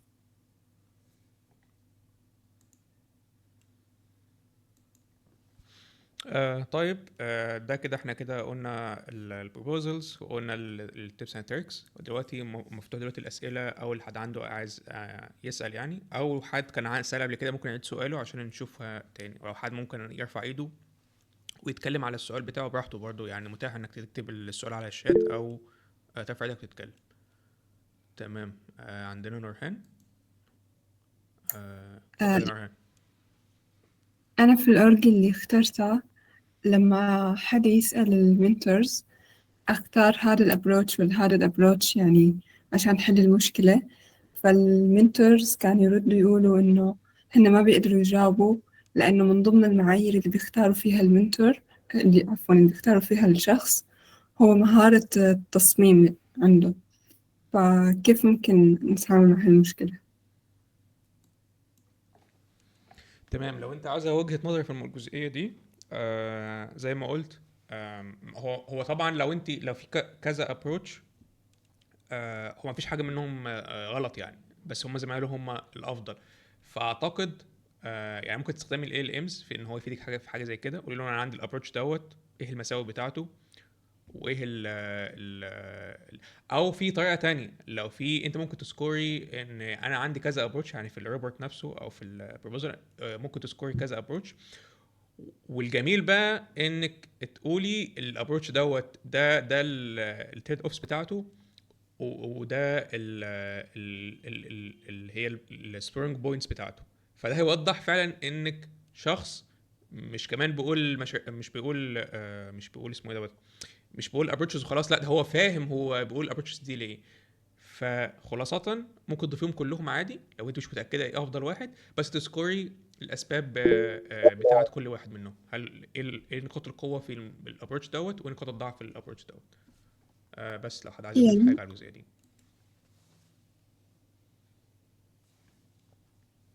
يعني مو شرط إني أنا آخذ قرار إنه هذا الأبروتش الوحيد اللي حنصمم عليه. ممكن أحط خيار لأكثر من أبروتش، أحط مساوئ وعيوب كل واحد. اكيد لو صح. لو الابروتش كلهم فاليد، او يعني بيحلوا المشكله، اكيد لو انت متحيره بينهم، فانت ممكن تقولي مثلا زي ما قلت لك تسكوري كل واحد، ويكون عندك تفضيل، تقولي والله مثلا انا عندي رقم اتنين، او الابروتش رقم اتنين دوت انا بميل ليه بسبب كذا كذا كذا. فده هيدي انطباع جدا حلو للمنتور على الطريقه، انت لو انت عملت الطريقه ديت يعني. تمام، شكرا.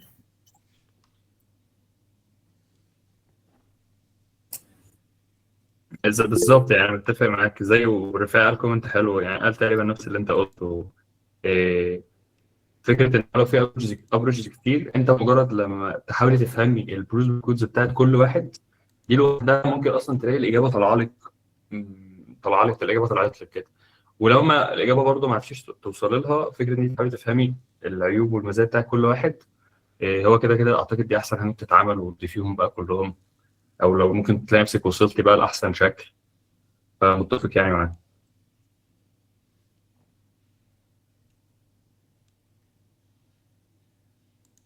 تحب تضيف حاجه يا حسين؟ لا اعتقد تمام، انا متفق مع الكلام ده. تمام. ممكن السؤال حد عايز يسأل عن حاجه تانية؟ حد كده اعتقد في الشات ولا اوكي؟ ادم، اتفضل يا ادم. هو سؤال سريع يعني، بس بخصوص اختيار المشروع ذات نفسه، يعني قبل ما اكتب البروبوزل. لو انا مثلا في مشروعين انا حاسس ان انا يعني محتار في واحد فيهم، هل هي فكرة ذكية مثلا انا اكلم مثلا المينتينر او اي حد يعني من المنتورز الموجودين في الاورج، واقول له مثلا على اللي انا عملته مثلا لغايه دلوقتي في الاورجنايزيشن، سواء البي ارز اللي انا عملتها او الايشوز اللي انا عملتها او كده، واقول له مثلا ترشح لي ايه او حاجه زي كده، ولا يبان ان انا كده مثلا مش فاهم اللي انا عايزه بالظبط؟ تمام، ده وارد. يعني في ناس كتير بيقعوا في الجزئية ديت، ان بيكون في كذا مشروع او كذا حاجة، هم حابين مثلا تلات مشاريع مثلا. في كذا ابروتش في الجزئية ديت حسب علمي. يعني ممكن الناس تضيف حاجة تانية برضو لو انا مش متأكد منها. اول ابروتش انك تكونسيدر الاثنين دولت وتعمل لهم اتنين بروبوزال عادي وتقدم بيهم، لان احنا عندنا زي ما قلنا. بس تاكد ان الارجع عندك بتسمح بكده. هو حسب قوانين جوجل سمر اوف كود عادي الرئيسيه ان مسموح انك تعمل 3 بروبوزال. بس بعد الاورجز بترفض. بعد الاورجز يعني بتنسخ القوانين بتاعه جوجل سمر اوف كود، وبالتالي بتعدل على جوجل سمر اوف كود بس عندهم البيز الاساسي بتاعها. فتاكد اولا ان الاورج بتاعتك تسمح بكده. فاول حاجه زي ما قلت لك تقدم بيهم عادي لو انت حابب الاثنين ومش عارف تعمل فيهم ايه. الابروتش التاني انك زي ما انت قلت تسال المنتور هناك او تسال الاورج هناك ايه اهم. بس يفضل تسال الكلام دوت المنتور. ممكن تساله بشكل مباشر او تساله على الايميل. ما اعرفش بقى التواصل بتاعتكم ازاي عندكم هناك، بس تساله بشكل مباشر ايه المشروع البايورتي عندكم في الاورج. يعني على سبيل المثال هم عندهم 10 مشاريع نزلوا، بس في مشاريع مهمة عن الأخرى. يعني في مشاريع لها بايورتي أعلى عن الأخرى، وبالتالي هو ده مربط الفرس انك تسألهم ايه المشاريع المهمة عندكم، او لو انت عندك مشروعين زي ما انت قلت ايه المشروع المفضل عندهم في الاتنين دول. الحاجة التالتة بوجهة نظري انا يعني انك عشان تحل المعضلة ديت اختار المشروع اللي هيحقق لك اكبر فايدة ممكنة بشكل عام بالنسبة لك انت. يعني خليك طماع في الجزئية ديت. شوف المشروع لو بيقدم امباكت عالي، بيقدم فايدة عامة في الريزومي بتاعتك، هيعلمك حاجات كتير، مثلا هيعلمك سكيلز كتير، فتروح للمشروع اللي هو هتستفيد بيه اكتر. بس دول 3 حاجات اللي انا بفكر فيهم حاليا يعني، او اللي انا شايفهم. لو حد عايز يضيف حاجة في الجزئية دي يتفضل. اتفق مع هاني، وهقول لك برضو ايه وجهة نظري برضو في الموضوع. انا بشوف ان انت تحاول في لو انت قدامك 2 مشاريع، عموما بقى بشوف ان الفكره دي انت يعني المفروض بشكل ما طبقتها في الاورجنايزيشنز اول حاجه في اول ستيج، ودلوقتي هتطبقها اللي هو يبقى عندك زي تشيك بوكسز كده. لو انت محتاج بين حاجتين، التشيك بوكسز دي انت بتعدي على المشروعين وتحاول تشوف التشيك بوكسز اللي هي اكتر تشيك بوكسز هيبقى فيها صح. انا هقول مثلا اشوف الحاجات اللي انا كنت بحطها التشيك بوكسز بتاعتي اللي انا بكمبرومايز بيها ما بين مشروعين. اول حاجه يعني المشروعين اللي قدامك دول هتحاول تابروتش طريقه تنفيذهم باكتر شكل هاي ليفل. ليه بقى تحاول تشوف الموضوع ده؟ مش اللي هو بقى تروح بس من ناحيه ايه، تشوف الاورج اللي عندك كذا تشيك بوكس. اول حاجه تشوف الاورج اللي عندك مساعده في المشروع بتاعك ازاي. بمعنى ايه؟ ممكن مثلا يكون في مشروع ديسكشنز قديمه وليه ريسورسز والمنتورز باعتينها وليه ومشروع تاني ملوش اي حاجه خالص، وحاسس ان انت فاهم شجره في صحراء. دي حاجه ممكن تضايقك. إيه و طب ماذا لو الاورج اصلا ما فيهاش المنتورز بيتوصلوا بشكل دايم، فهتلاقي نفسك بتتضايق اكتر. فدي بشوف تشيك بوكس تحطها. تشيك بوكس ثانيه السكيلز بتاع المشروع ده، هل هي سكيلز عندك ولا هي سكيلز عايز تتعلمها؟ وانت عايز ايه؟ انت بتفضل ايه؟ طب كل واحد فيهم ليه تريد اوف. يعني انت عايز تتعلم سكيلز انت لسه هتتعلمها، فتعمل حسابك ان انت هتحط وقت في الكودينج بيريود، هتلاقي الثقه بتاعتك مش احسن حاجه. غير لو سكيلز عندك فانت هتلاقي ثقتك في السكيلز دي اكتر، بس في المقابل انت مش هتتعلم حاجه جديده. فدي تشيك بوكس تحطها. هي اول تشيك بوكس الاورج تحاول تابروتش المشروع باكتر شكل هاي ليفل، وبالتوازي بقى تحاول تشوف الاورج بتاعتك في المشروع ده ازاي. تاني تشيك بوكس السكيلز عايز ايه. بشوف سيك بوكس مهمه قوي المنافسه الكومبيتيشن على المشروع عامل ازاي. دي بشوف ان دي كانت بالنسبه لي حاجه ضروريه قوي. ممكن المشروع يبقى حد شغال عليه اصلا بقاله شهرين وبيكوميونيكيت مع المنتورز وحرفيا عامل فاتح بي ارز ليه، هو واضح ان المشروع. او حد في حاجه تانية ممكن يبقى مشروع كان جزء منه نزل السنه اللي فاتت والتكمله بتاعته السنه دي، وصاحبه اللي اتقابل فيه السنه اللي فاتت هيقدم عليه السنه دي.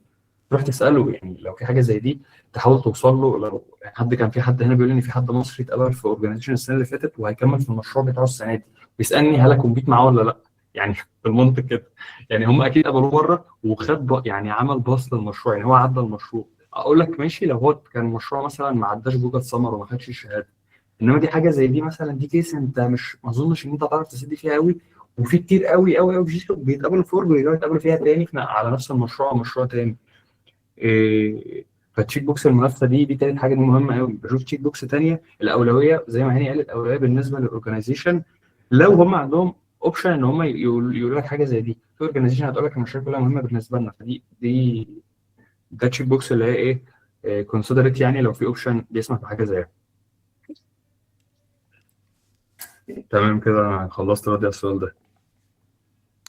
طيب يوسف معانا، اتفضل يا يوسف. هو كان في نقطة اتذكرت إن لو أنت مثلا محتار بين أكتر من بروجكت أو كده، فأنت ممكن تسأل إيه البروجكتس المهمة. طب هو أصلا يعني لو في أورج مثلا فيها 5 بروجكتس مثلا، أنت مهتم باتنين، فهو أصلا كل واحدة فيهم ليه منتورز مختلف.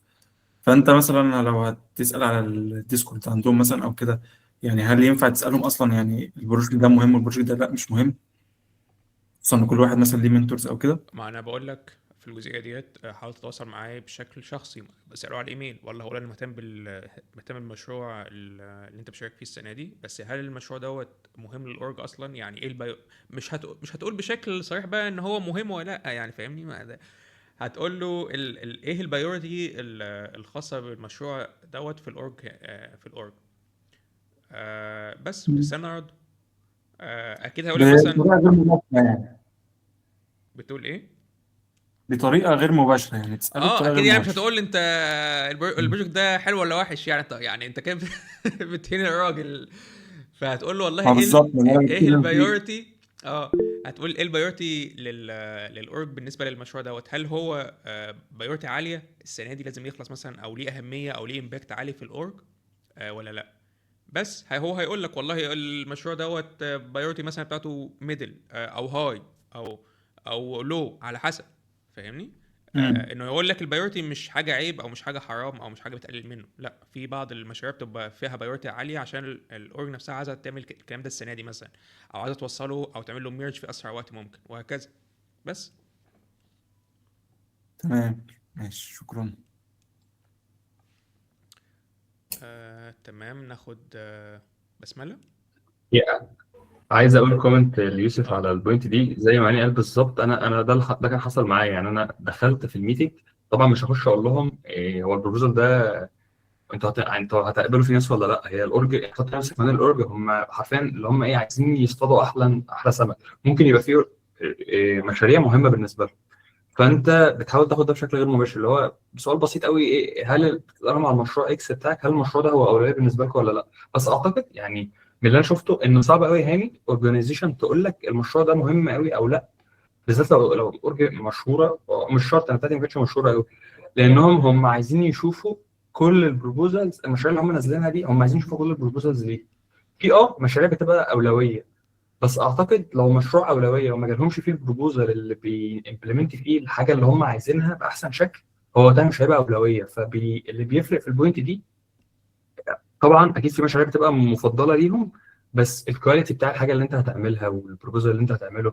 وبرضه تاخد في الاعتبار دايما ان انت لازم انت هتريت الموقف اللي انت فيه. يعني مع في بروجكت لو هم مثلا ردوا، انا بكلمك في الورست كيس دلوقتي، قالوا لك احنا المشاريع كلها مهمه بالنسبه لنا، حاول انت بقى تقيم الموضوع. طب تقيم انا، هل لو انا عملت المشروع ده عملت فيه بروبوزال حلو قوي، وقتها المشروع ده هيتقبل بالنسبه لهم.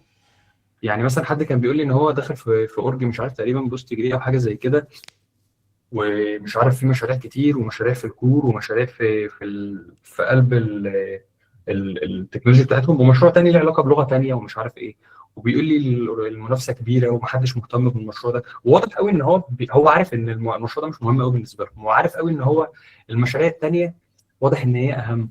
فانت دايما زي ما قلت لك، لو ردوا عليك خير وبركه وكنسل كل البرامج. طب لو ما ردوش، تحاول انت بقى تلب نفسك، تشوف ايه اللي هيبقى مهم، تحاول انت تقيم كده الدنيا. وهيبقى فيها اعتقد جزء نصيب قوي، لان انت مستحيل تعرف تتراك بشكل دقيق قوي. هل البتاع ده هيبقى يعني مش هتعرف تعملها برضو بشكل مظبوط قوي لو هم ما ردوش عليك. بس لازم تحاول انت بنفسك في الحته دي بعدين. بس كده خلاص. تمام. ناخد سؤال بسملة، بعد كده ننقل لسؤال فارس لو انا مش غلطان هو بيسأل اعتقد. اتفضلي يا بسملة. لما كنت قلت يعني ان لو اورج اول مره تشارك فاحنا هنبدا نكتب ال البروبوزال بنفسنا، يعني مش هنشوف تمبلت. طب لو هي اصلا الاورج دي هي سب اورج من اورج تانية، فهل اشوف تمبلت في الاورج الاساسيه ولا هي اصلا ملهاش لازمه؟ يعني مش الاورج مثلا اللي هي الامبريلا اورج مش هي اللي بت ريفيو الابلكيشنز ولا ايه؟ لا معلش مش فاهم السؤال. انت بتقولي ان في اورج الامبريلا اللي هي اورج رئيسية مشاركة عادي، وفي سب اورج منها برضه مشاركة، صح كده؟ بس هي اول مره تشارك. السب اورج هي اللي اول مرة تشارك ولا لا، السب اورج السب اورج؟ هل انت بتقولي مش موفرين تمبلت ودي اول مرة يشاركوا، صح كده؟ ايوه. طيب ده يعتبر كده ده worst case، يعني انت كده داخله في حاجه جديده، وبالتالي كلكم سواسيه زي ما قلت. يفضل انك تشوفي لو انت هتبداي اسمه ايه دوت، انا هتبداي. قصدي ان انا معايا تمبلت اكسبتد في الاورج الاساسيه، يعني بقول دي ليها لازمه اصلا ولا لا؟ ما انا كنت هقول لك دلوقتي لو في تمبلت من الاورج الاساسيه خديها، خديها دليل ليكي في الجزئيه دي. بس بعد ما تخلصيها تتاكدي انك خلاص البروبوزال تقريبا كامل مثلا 60 في 70%، ابعتي لي المنتور عشان يقيم. ده اللي انا شايفه. شايف طيب هل اسال المنتور على الجروب مثلا لو في جروب شات، ولا يعني ان هو ينفع تقيم؟ يفضل لا بلاش شات، يفضل تبعتي له بالميل لو في ايميل متاح ليهم. لو ما هو فيش في على سلاك، يعني ابعت لهم برايفت على سلاك عادي؟ اتاكدي برضو ان هم بيسمحوا ان هم في بعض الاورجز ما بتسمحش ان هو تكلمي برايفت المنتور، ما اعرفش بسبب ان هي يعني على سلاك او ايا يكن. فتاكدي يعني تاكدي الاورج نفسها فيها بوليسي بتاكد عدم منع كده، فاهماني؟ عشان مش تكوني هما بتخالفي. بيردوا عادي طيب خلاص ابعتوا له برايفت عادي وقولوا له والله دي ده البروبوزال اهوت. طبعا يفضل انك تكون كاتباه على جوجل دوكس، عشان جوجل دوكس بيتيح كده انك لو حد دخل ممكن يعمل كومنت على الحاجه بدل ما تبعتي له PDF ويبدا يكتب، وهيبقى شكلها مش لطيف يعني. اكتبيه على جوجل دوكس وابعته له، هو هيقدر يكومنت على الحاجات اللي هو عاوز التعديل وكده لو في تعديلات يعني. تمام، شكرا. لو عايز اضيف حاجه يا جابر. لا زي الفل، متفق معاك. تمام. ناخد سؤال فارس عشان هو تقريبا سأله واحنا نسيناه. بعد كده ناخد سؤال احمد. فارس معلش ميلان. انا يعني حابب بس ارد على النقطه اللي فاتت اكتر من مش هسال سؤال يعني. اوكي اتفضل. هو بس لو يعني لو ممكن تختصر اصلا الطريق من الاول، ممكن تبعتي للمنتور لو هو اكتف، اللي هو هل تساليه عادي اللي هو هل في تمبلت محتاجه امشي بيه في البروبوزال ولا لا. ولو ما فيش تمبلت خلاص يعني ممكن بقى تمشي باي تمبلت، سواء تمبلت الاورج الثانيه او التمبلت بتاع جوجل او خلافه يعني. وبالنسبه لنقطه برايفت او جروب شات، بصراحه حاسس لو هم عندهم جروب شات لجوجل سمر اوف كود، وده مكان مناسب لسؤال زي ده يعني. بس تمام، شكرا. يعني عايز اقول بقى حاجه كده صغيره. اعتقد ان شباب وانس ان انت خلاص مش لاقي اي الاورج ما ادتلكش اي تمبلت او حاجه، ولما هتبدا تحتار، اعتقد الحيره مش هتبقى كبيره قوي، لان غالبيه الاستراكشر بتاع كل البروبوزلز تقريبا بيبقى بنسبه 75% بيبقى واحد. هتلاقي فيه سيكشنز موجوده، هتلاقي فيه تايم لاين، هتلاقي فيه الاباوت، هتلاقي فيه، هي حرفيا بتبقى فارق سيكشنز بسيطه. هو يعني انتوا التايب بتاع هاني تقريبا هي نفس السيكشنز بمختلف، بس ممكن الهيد لاين يبقى مختلف، انما هو حرفيا نفس الاستراكشر في الاخر. فما تخلوش حاجه زي تحيركم قوي وانتوا نفسكم مع لو انت محتار بقى خالص، ما هتشوف بروبوزلز كتير هتدرك ان انت ايه فيها مش صعبه يعني، كله تقريبا شبه بعضه قوي. تمام. ناخد فارس. سؤال فارس. بقول هو مش عارف هو سؤال، هو انت بتسأل يا فارس ولا بتدي معلومة ولا ايه بالظبط؟ هو هاني قال فارس قال اجلوا السؤال للاخر. قال ايه؟ علشان لا الصوت كان بيقطع في الاخر يا جابر، كنت بتقول ايه يا جابر؟ فارس قال ان هو خلى السؤال بتاع اوكي اخر حاجه اوكي خالص عشان هو النت عنده فيه تمام. مشكله. طيب حد عاوز يسأل؟ هل حد عنده سؤال في الحاجات اللي فاتت دي كلها؟ زي ما قلت مفيش سؤال وحش، مفيش سؤال غبي، كل الأسئلة بتفتح مسارات تانية لإجابات تانية كانت غايبة عننا.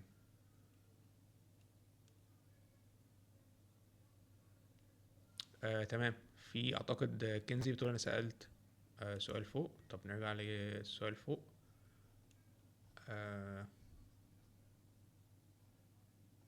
ممكن تجيبيه تاني تمام. تمام. كنزي بتقول هل لازم اراجع البروبوزل مع المنتور ولا ده حسب الاورج، واعرف ازاي هل اسالهم مثلا؟ زي ما قلت ده على حسب الاورج نفسها. لو الاورج بتسمح بكده او بتسمح بتواصل مع المنتور بشكل عام، يفضل انك تكوني كتبتي الى حد ما 60-70% من البروبوزل، وبعد كده ممكن تشيريه مع المنتور بحيث يديكي فيدباك مباشر على الموضوع. كل ما كان الموضوع ابكر يعني، او كل كان الموضوع بدري شويه، لو الاورج بتسمح بكده كان افضل بالنسبه ليكي يعني. لا، ما انا قلت ابعتيه على الميل. لو المنتور مشير ايميل ابعتيه على الميل، ده يفضل. او ممكن تبعت على اللي هو بيستخدم سلاك، بيستخدم اي وسيله تواصل، خلاص ابعتي له على الخاص يعني، او ابعتي له انبوكس وابعتي له اللينك في جوجل دوك، وهو يقدر يفيدك في الجزئيه ديت يعني. هيقدر يعمل كومنتات على الجزئيات اللي عايزه تتعدل.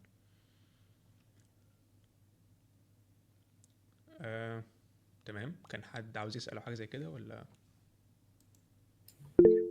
فكره يا شباب ان انت تشير البروبوزال بتاعك في البابليك تشانلز دي، يعني بقى يعني في حد قال ان هي تمام، بس انا بشوف ان دي حاجه انا عمري ما كنت اعملها ولا اعملها. فكره ان انا اشير البروبوزال وابعته في البابليك كوميونيكيشن شانل، انتوا متنافسين. هو خلي دايما عندك داخلين منافسه، فالمفروض ما يعني مش منطقي انك بتحط كده ايه. بس اعتقد في بعض الاورز يا جابر، لو انا مش غلطان، كانت بتقول لك لا، شير يعني البروبوزل نفسه في البابليك عادي. بس ما اعرفش بقى يعني، ده سمعته، مش عارف هل ده كل الاورز كده ولا لا.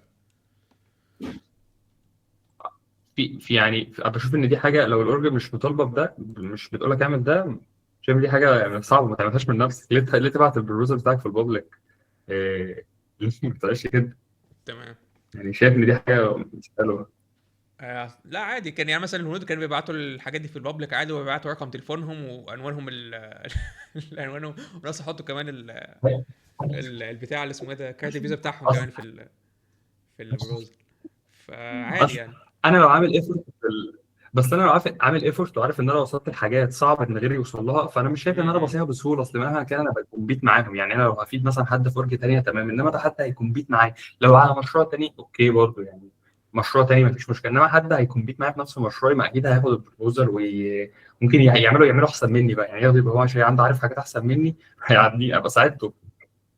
تمام. فانا مش شايف مش شايف ان هي منطقيه برضو انك انت داخل منافسه، وبالتالي ما ينفعش تستعرض الجائزه بتاعتك في المنافسه دي، او تستعرض الحاجه اللي هتفوزك في المنافسه يعني.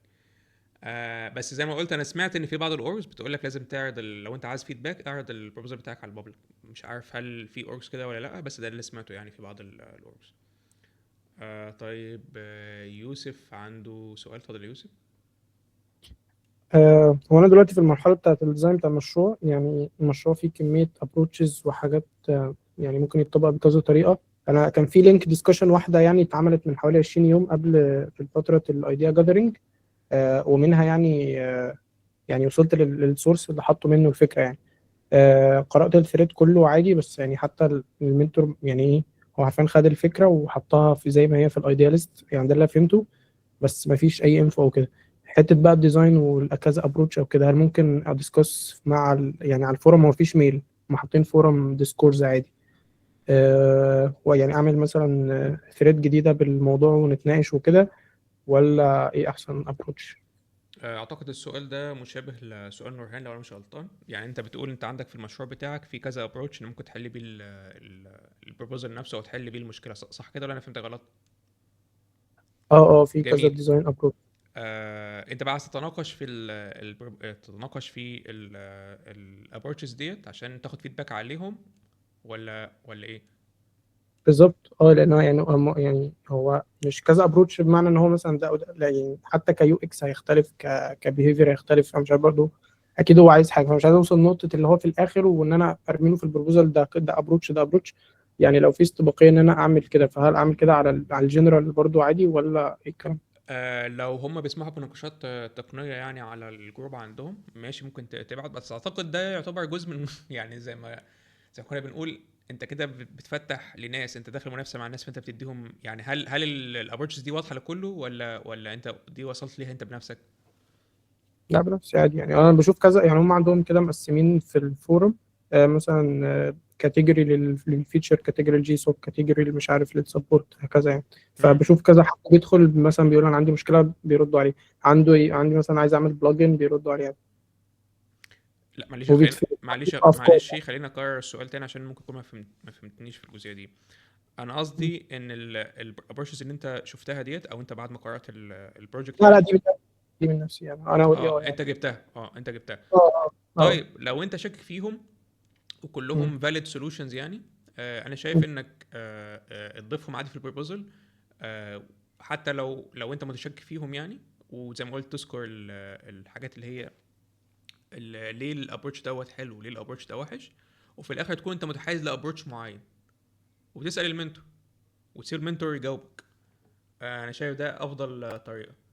لكن لو انت بدات ديسكشن معاهم، او برضو انا ما اعرفش برضو الكاتشر بتاعتكم ايه في الاورج عندكم يعني، بس لو هما بيسمحوا بتكنيكال ديسكشنز ممكن برضو تعرض يعني، ممكن تعرض انك فاهم وكده يعني، فبدي انطباع حلو انك مهتم وعندك ابروتشز كتير برضو يعني. جرب ده وجرب دوت، ولو ما وصلتش لنتيجه في الشات يعني، او ما فيش حد قال لك كله حلو، خلاص زي ما قلت لك ضيفهم للبروبوزل بتاعك، وسيب المنتور يديك الفيدباك عليه. خلاص ماشي.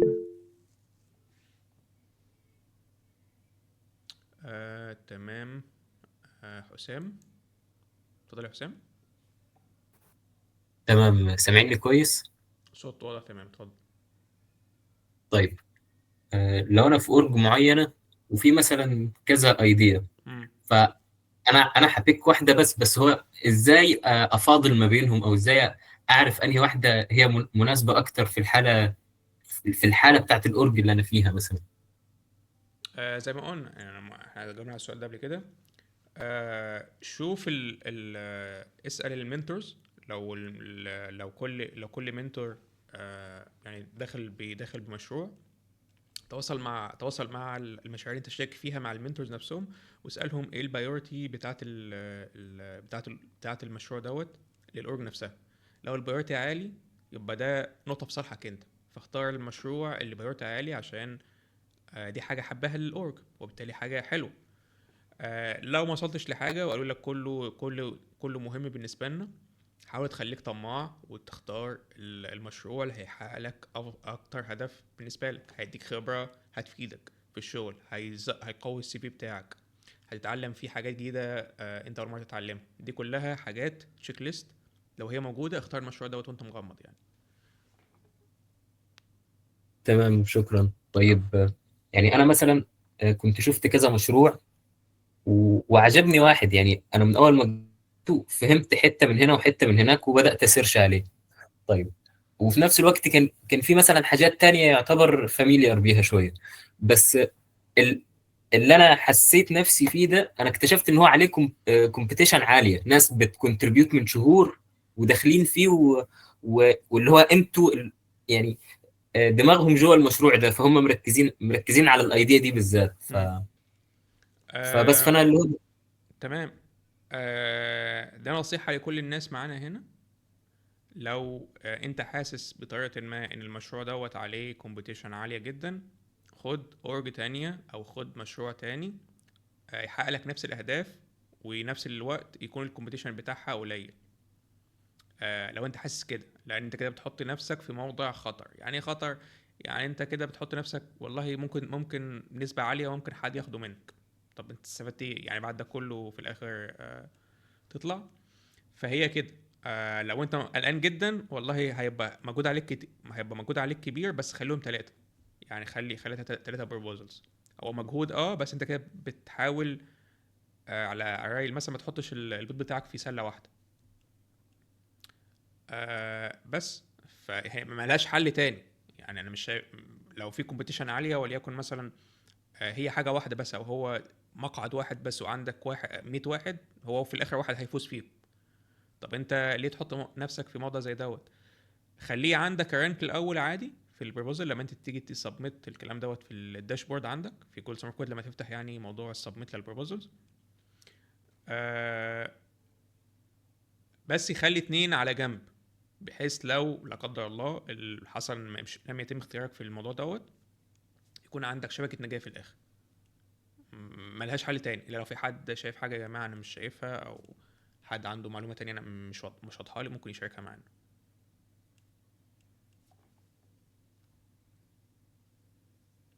اتفق تماما يا هاني. بص يعني في دايما خلي في بالك ما تستبعدش نفسك، انا متفق معاك، بس في حاجات معينه كده ما اللي هو ما تفردش عضلاتك قوي، عشان ساعات ما تعملش اوفر استيميشن.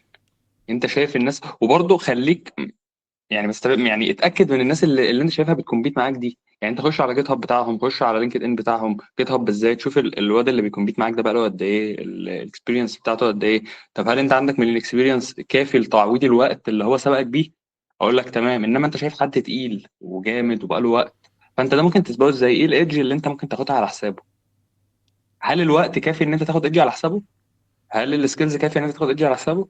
على ف تعليقا على الجزئيه دي يا جابر برضه في نفس الكلام، يعني في حاجات واضحه جدا يا جماعه، مش عايزه فزلكه، مش عايزه روكت ساينس زي ما بقول، مش عايزه بالظبط. يعني فيزياء يعني. لو مثلا مؤسسه بحثيه او اورج بحثيه عايزه واحد واخد ماسترز او PhD، وانت طالع لسه جراديويت او لسه خريج او لسه كده، فاديني عقلك. فاكيد يعني ما تدخلش منافسه زي دي، انت اكيد انت كده اكيد خسران فيها يعني. بالمناسبة في بعض الأورجز بتطلب PhD عادي أو بتطلب ماسترز، ده معلومة كده على جنب يعني. في أورج داخلة عادي بتبقى طالبة الحاجات دي، فلو في حاجة زي كده ابعد عنها. أنت مالكش فرصة يعني. إلا بقى لو أنت شخص استثنائي فعلا وقدمت حاجة تفوق على اللي عنده ماستر أو اللي عنده PhD، لا دي حاجة تانية، يعني حاجة شاذة على جنب يعني. بس فهي بتبقى واضحة من الأول يعني. اعتقد يا حسام حسن باللي انت كده بتقول، واحد بقاله شهور بيحضر الميتينجز وبيعمل كونتريبيوشنز والمنتورز بيكومينيكيت معاه. ما انا مش عارف مستوى الشخص ده ايه، بس واضح كده ان هو عنده ايدجز كتير عنك. هل انت عندك مثلا من السكيلز كافيه ان انت تكمبيت معاه؟ طب هتلحق تبين ده في الفتره اللي جايه؟ لو حاسس ان انت تقدر الفتره اللي جايه تاخد ايدج على حسابه وتبان اكتر وانت اقوى منه بكتير وواثق في نفسك من ده، لا جوهم في ده. يعني انت برضو قيم الوضع، ما تعملش اوفر استيميشن ولا تستبعد نفسك. خليك عاقل كده وموزون، وما تفردش دراعاتك قوي ولا اللي هو تقلل من قدراتك، بالعقل كده.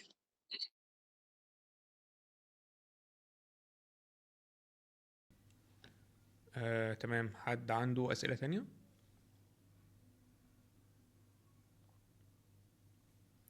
طيب تمام، لما مفيش أسئلة تانية ممكن ننقل لسؤال فارس لو هو آخر سؤال. لو حد ما عندوش أسئلة بعد كده ممكن نخلص الميتنج يعني، لو ما فيش حد عنده إضافات. طيب فارس هنا بقول أنا بتواصل مع المنتور عن طريق الإيميل، وهي طالبة أشتغل في بروبوزل المشروع يعني من الصفر، وأنا لسه في مرحلة الفهم للمشروع وتقسيمه. مفيش كوميونيتي تشات للأورج يعني، أعتقد مفيش طريقة تواصل مباشرة يعني. ايه الطريقة اللي اتواصل بيها صح مع المنتور في الحالة دي؟ يعني هل اعمل حاجة كبيرة ابعت لها، ولا كل ما اعمل حاجة صغيرة ابعت؟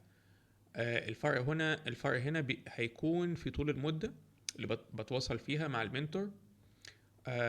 ارجوس ارجو سؤال يكون واضح، ولو في توجيهات اتبعها في التواصل بالشكل ده يا ريت. في البروبوزل التمبلت فما عنديش مشكلة في الحتة دي. تمام. لو انا فاهم صح كده، اعتقد التواصل عندكم يعتبر رسمي شويه يعني، تقريبا اغلب التواصل هيكون بالايميل. فالتواصل بالايميل لازم تكون حذر شويه، لان التون نفسها بتفرق يعني. التون يعني اقصد اللهجه نفسها بتاعت الايميل، لانك بتتواصل مع التكست، بتتواصل بتكست، والتكست نفسه ما فيهوش مشاعر يعني زي ما بقول. خلي دايما كلامك الى حد ما يقبلش يعني، لا حاول اوصلونا، خلي الكلام بتاعك ما يقبلش التأويل لكذا كذا كذا حاجه. خلي الكلام دايما بتاعك واضح وصريح في حاجه معينه. وبالنسبه للسؤال هل لما ابعت حاجه كبيره او حاجه صغيره، ما انا مش فاهم يعني الحاجه الكبيره دي هتاخد قد ايه. الحاجه الكبيره دي هتاخد مثلا اسبوع، لا يبقى يفضل انت كل مثلا 3 ايام او 4 ايام تتواصل مع المنتور بتاعك وتقول له انا عملت ابديت كذا في كذا، بس يكون ابديت مثلا يعني ما يكونش مثلا تايبو، مثلا ما يكونش مثلا صلحت باراجراف، مش منطقي يعني.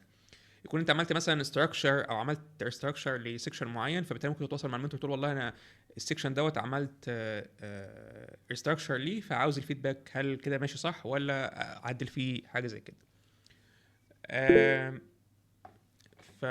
تمام، اعتقد فارس موجود. اتفضل يا فارس لو عندك سؤال او عندك تعليق على الجزئيه دي، اتفضل. الصوت واضح كده؟ الصوت واضح. كان قصدي بالحته بتاعت حاجه كبيره وابعتها ولا لا، اللي اتكلمتوا عليه في اول الميتنج، اللي هو انا ابدا اعمل تقسيمه المشروع، اللي هو هعمله امبلمنت ازاي، البروجكت ده مهم ليه، همشي فيه ازاي من اوله، التايم لاين، الكلام ده. ايه السؤال بقى؟ ده اللي انا كنت اقصده بحاجه. السؤال ان انا هل اعمل مثلا يعني المعظم اللي هو حاجه زي كده، كان اتكلمتوا ان الافرج هيبقى 8 9 ايام. ف لا، ما احنا بنقول افريج المده دي يعني. كده يعني انت مثلا لو انت والله خلصت الاستراكشر في 3 ايام 4 ايام استراكشر اولي، وانت معجب، يعني انت معجب خلاص، شايف ان الموضوع دوت ما فيش فيه، يعني انت جبت اخرك فيه مثلا، مش شايف ان في حاجه اضيفها او كده، ابعت للمنتور قول له والله انا خلصت او عملت ابديت لحاجه معينه مثلا، انا عاوز الفيدباك بتاعك فيه. ما هو ده السؤال اللي انا عايز اساله بقى، هو هل لما اجيب اخري في الحته ديت ابعت له؟ ايوه، ما يعني خلاص. ابعت اصلا لها؟ بص يا فارس، في كده حاجه كده عند البشر دايما نفسهم او عند الانسان بشكل عام. دايما الانسان بيبقى لما بيبقى منغمس في حاجه او بيبقى مدمج في حاجه، بيبقى دايما عقله شغال في جزء معين من الصوره، مش شايف الصوره كامله، بيبقى شايف جزء صغير من الصوره. لكن انت لو ريحت نفسك شويه كده مثلا وسبت الموضوع دوت اللي انت منغمس فيه بقالك فتره مده يوم مثلا، وبعد كده رجعت له تاني، هتلاقي اكتشفت مصايب مثلا. عارف زي ايه بالظبط؟ لما يكون مثلا بتكون بتفكر في حاجه والسؤال والحل بتاعها واضح جدا قدامك، ويجي مثلا بتحكي لواحد صاحبك مثلا او حد زميلك مثلا، يقول لك يا اخي الحاجه سهله اهيت، انت ممكن تحلها كده. فانت بتقول الله، ما جاتش على بالي ازاي؟ ما انت طبيعي ما جاتش على بالك عشان انت منغمس في حاجه وسايب الصوره الكامله. فتعرف ازاي انك جبت اخرك؟ خلص الحاجه لاخرها، بعد ما خلاص تكون جبت اخرك فيها، استنى يوم او استنى مثلا يعتبر استنى يوم، بحيث عقلك يكون خرج من المود دوت، وارجع اقرا اللي انت كتبته. هل انت مبسوط بيه؟ هل انت شايف حاجات هي مش واضحه لك؟ في الحاله دي لو انت مش شايف حاجه مش واضحه لك او مش عايز تعديلات، ابعت للمنتور بحيث يديك الصوره الكامله. ده الطريقه اللي انا كنت بمشي بيها في اول اسبوع مثلا. عملت مثلا في خلال يومين اول بروبوزال ليا او اول درافت ليه، وسبته مده يوم. رجعت تاني لقيت ان في حاجات او حاجات ممكن اضيفها، او في حاجات تعديلات انا ما كانش خدت بالي منها، جيت معدلها. عملت الموضوع دوت خلال الاسبوع، اول اسبوع، بعد لما خلاص قلت خلاص انا ما فيش اي حاجه جديده يا جماعه خلاص، بعت للمنتور عشان يديني فيدباك. فده الاسلوب اللي انا اتبعته في الطريقه ديت يعني. هل واضح اللي انا قلته ولا عندك سؤال في الجزئيه دي يا فارس؟ انا فهمت الكلام ان انا اشتغل في التاسك ديت واجيب اخري فيها. بالظبط. بس انا بتكلم في ان ده انا الاستيميتد تايم بالنسبه لي، بالنسبه لظروفي كمان، ده هياخد اكتر من 5 ايام 6 ايام. هل المده دي ان انا ما اكلمش فيها المنتور دي ده عادي. طبيعي عادي؟ عادي لو انت شغال فيها، بعد كده ممكن تبعت في رساله تقول سوري اي ام because my late يعني، او انا كنت متاخر مثلا because I am late but I was working and مثلا busy with something and this is my final draft مثلا please review it. فعادي يعني ممكن مثلا المنتور يقعد مثلا، يعني بعد كده حتى لو انت تم قبولك يعني ان شاء الله، ممكن المنتور يقعد اسبوع ما يردش عليك مثلا، ممكن يكون مشغول في حاجه، فاهمني؟ فطبيعي عادي. لا، بس هو بالنسبه للمنتور عادي ما يتكلمش براحته، ممكن ما يردش، بس انا لا بالنسبه لي ده انا قصدي يعني طبيعي، من ناحيه ده طبيعي عادي. اهم حاجه انك ما تدخلش في بيسموها ايه، الاوفر انجينيرنج، انك عمال تحسن في حاجه لحد اللي هو الكمال يعني. فدي معضله او دي مشكله ما تعاش فيها بس. تمام، يعني مفيش مشاكل في ان انا اقعد 5 6 7 ايام 8 عادي يعني لو انت شغال على مش شرط البروبوزال نخش في الاوفر انجينير. في الوقت دوت مفيش مشكله، وانت بتحاول توصله لاحسن شكل مفيش مشكله، لكن ما تكونش مثلا قاعد في 7 ايام عمال تعمل لي في سيكشن واحد مش منطقي. بس تمام شكرا. عندك اضافات يا جابر على الجزئيه دي؟ اصل هي المده بتكتر منه، في الاول قال 7 8 وصلت ل 10 200 بس، فاهم؟ ما تحاولش تكبرها قوي كده، يعني ايه بالعقل برضه. يعني ممكن مثلا يعني حط دايما تايم ليميت، خليها مثلا 3 ايام 4 ايام. لو وصلت لحاجه حلوه في الاربع ايام او 5 ايام ابعتها للمنتور يشوفها. حتى لو هي مش كامله، حتى لو في لسه تعديلات بسيطه ابعتها للمنتور يشوفها. لا ما هو انا بتكلم بالنسبه لظروفي، يعني انا مثلا مش هعرف اشتغل على ما بروبوزال خلاص، بكره وبعده. ما ماشي خلاص، دي هبدا اليوم اللي هو الاثنين. خلاص دي حاجه خاصه بظروفك انت، خلاص دي حاجه خاصه بيك انت. يعني لو هي ايوه انا قصدي بقى يعني ما انا خلاص جاوبتني على السؤال ده، انه مفيش مشاكل بقى في ان انا اخد اكتر من كده عادي. ده لا عادي خلاص، لو هي حسب ظروفك يعني، وانت مش قادر تعمل ريبورت في اسرع وقت، خلاص دي حاجه خارج ايدك انت يعني. بس انا بقول لك كل ما كان ابكر كل ما كان الموضوع خلص بسرعه يعني، كان افضل يعني. بس تمام. احمد اتفضل. هو بس انا عايز اقول برضه حاجه في النقطه دي.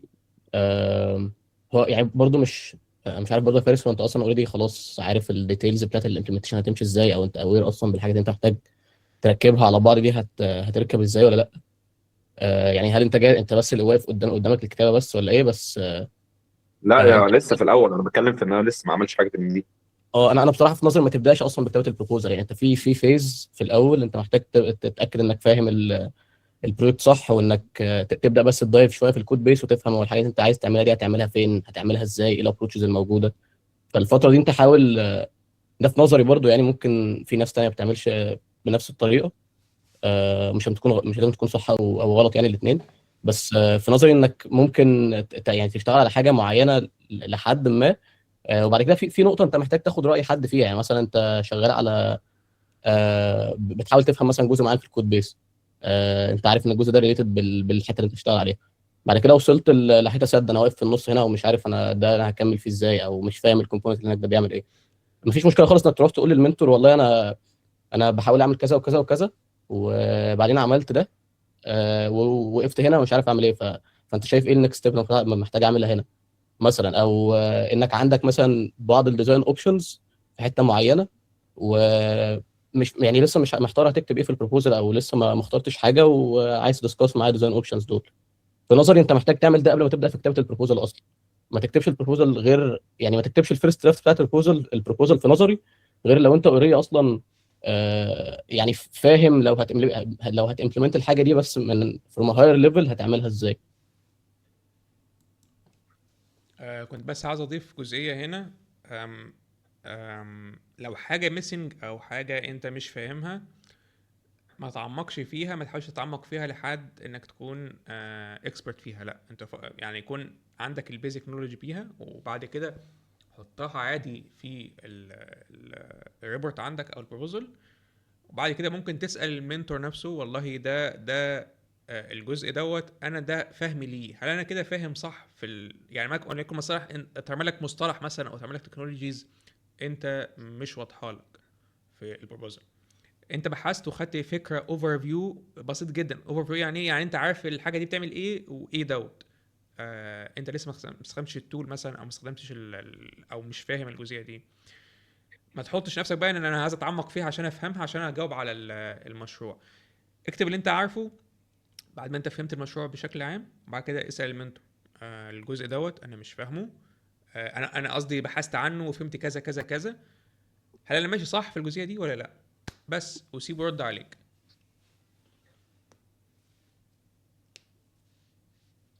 تمام. هو ده كده انا فهمت، يعني ده كده في زي تعديل ان انا يعني اعمل جزء من الكورد بتاع المشروع اللي هو الفهم بتاع الاوفر فيو، وابعت للمنتور اساله ان الحته ديت انا وصلت كده، انا كده ماشي صح ولا لا، لان هو يكونفيرم او لا يعني. يعني ابدا يعني دايما يعني انا مثلا المنتور عندي مثلا في كروميوم، يعني هي حسب دماغ المنتور نفسه. يعني كان بيقول لي دايما انا مش عايز ديزاين كتير، اديني الامبلمنتيشن عشان ابدا اراجعه بشكل مباشر. حتى لو في حاجات انا مش فاهمها هو هيجاوبك، ما هو وظيفته كده، هو وظيفته يساعدك، فاهمني؟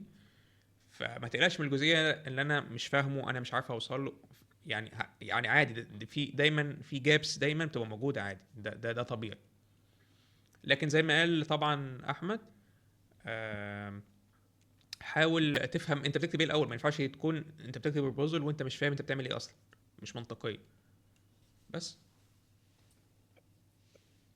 هو مظبوط. هو بالنسبه لحته البروبوزال ديت يعني هي قصه كبيره شويه، عشان انا كنت كتبت دوت على الجروب يعني كسؤال على ديسكورد، وانت كنت موجود معايا يعني شفت الموضوع من اوله انا محمد. عشان كده انا يعني مش بكتب البروبوزال عشان بس مجرد البدري، يعني عشان هي طلبت دوت يعني قصدي في الاول. فانا ابتديت ان انا اعدل فيه بقى بالشكل اللي هي طلبه، او ابتديت اشتغل بناء على اللي هي طلبته. طب خلاص، بدل هي طلبت حاجات معينه نفذها، ونفذها على حسب خبرتك، حسب فهمك للموضوع، وبعد كده ابعتها ولا ده والله اللي فهمته، هل ماشي صح ولا لا. ده طبيعي جدا، مش حاجه وحشه يعني. تمام. بس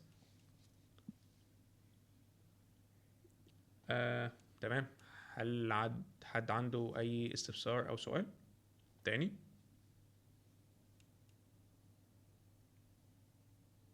طيب حد عايز يضيف حاجه قبل ما نخلص الميتنج؟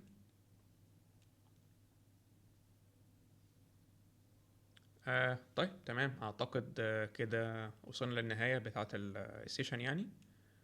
ويا رب نكون جاوبنا على الاسئله كلها، والناس استفادت من الجزئيه ديت. يا ريت الناس تشوف برضه يعني تشوف الفيديو ده تاني، لو حد بيسجل الفيديو يعني يشوفوه تاني، بحيث يكون يعني عندك فكره بشكل عام على ازاي تكتب بروبوزل بشكل صح، وتوصله بشكل صح، لان هو زي ما قلنا جزء مش أنا هنقول. بيتهيألي في حد عنده سؤال أخير. في عبد في الرحمن بيكتب في مين؟ الشات. فين؟ اوكي. اعتقد احنا نسينا سؤال فوق.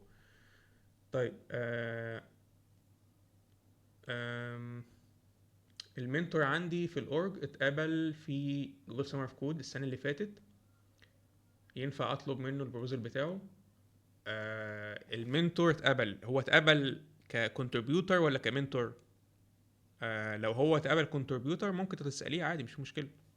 قولي له والله انا عاوز اشوف اللي هو البروبوزل بتاعك يعني، فهل ممكن تشاركوا معايا ولا لا؟ ده سؤال عادي ما فيهوش اي مشاكل خالص.